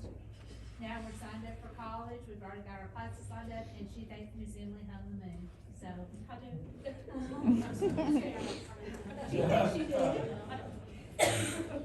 When your students get out onto their campuses in the next year and their roommates and their friends are all stressing out about financial aid applications and how to do this and how to do that, we get kids that'll call and say, well, I've got this lady at the school that does that. You don't have a lady at the school? That's unfortunate. and we have helped a couple of those classmates too. They go, can you tell them how to do this? Cause it doesn't sound like they know.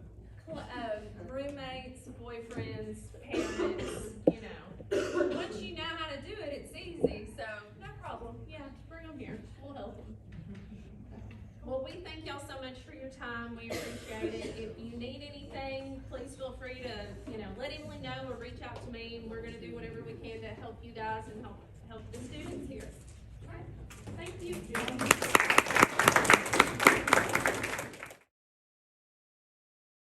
About getting our kids back to re-engaged. Today we tried to have you hear some of the why, because we want our students to be able to be prepared to be able to take on those jobs that are available, whether it's them coming back here or whether they're wanting to go somewhere else to work. And one of the neat things is we've just improved the way. This being an asset to our school is something that we haven't had. And I can tell you, one of the things that happens is we get text messages, we get phone calls, we get cussed, we get all kinds of emails that talk about, I need a transcript sent here, this didn't happen, these things go on. And the transcripts do get sent out. We do our best to take care of them. But it's also our job to make sure that we're getting ready for that next student to be able to graduate. And so having a resource like this that's available to us, and when I wrote the grant, I assumed that it was for 1 year at a time. And what they told me is this thing's for life.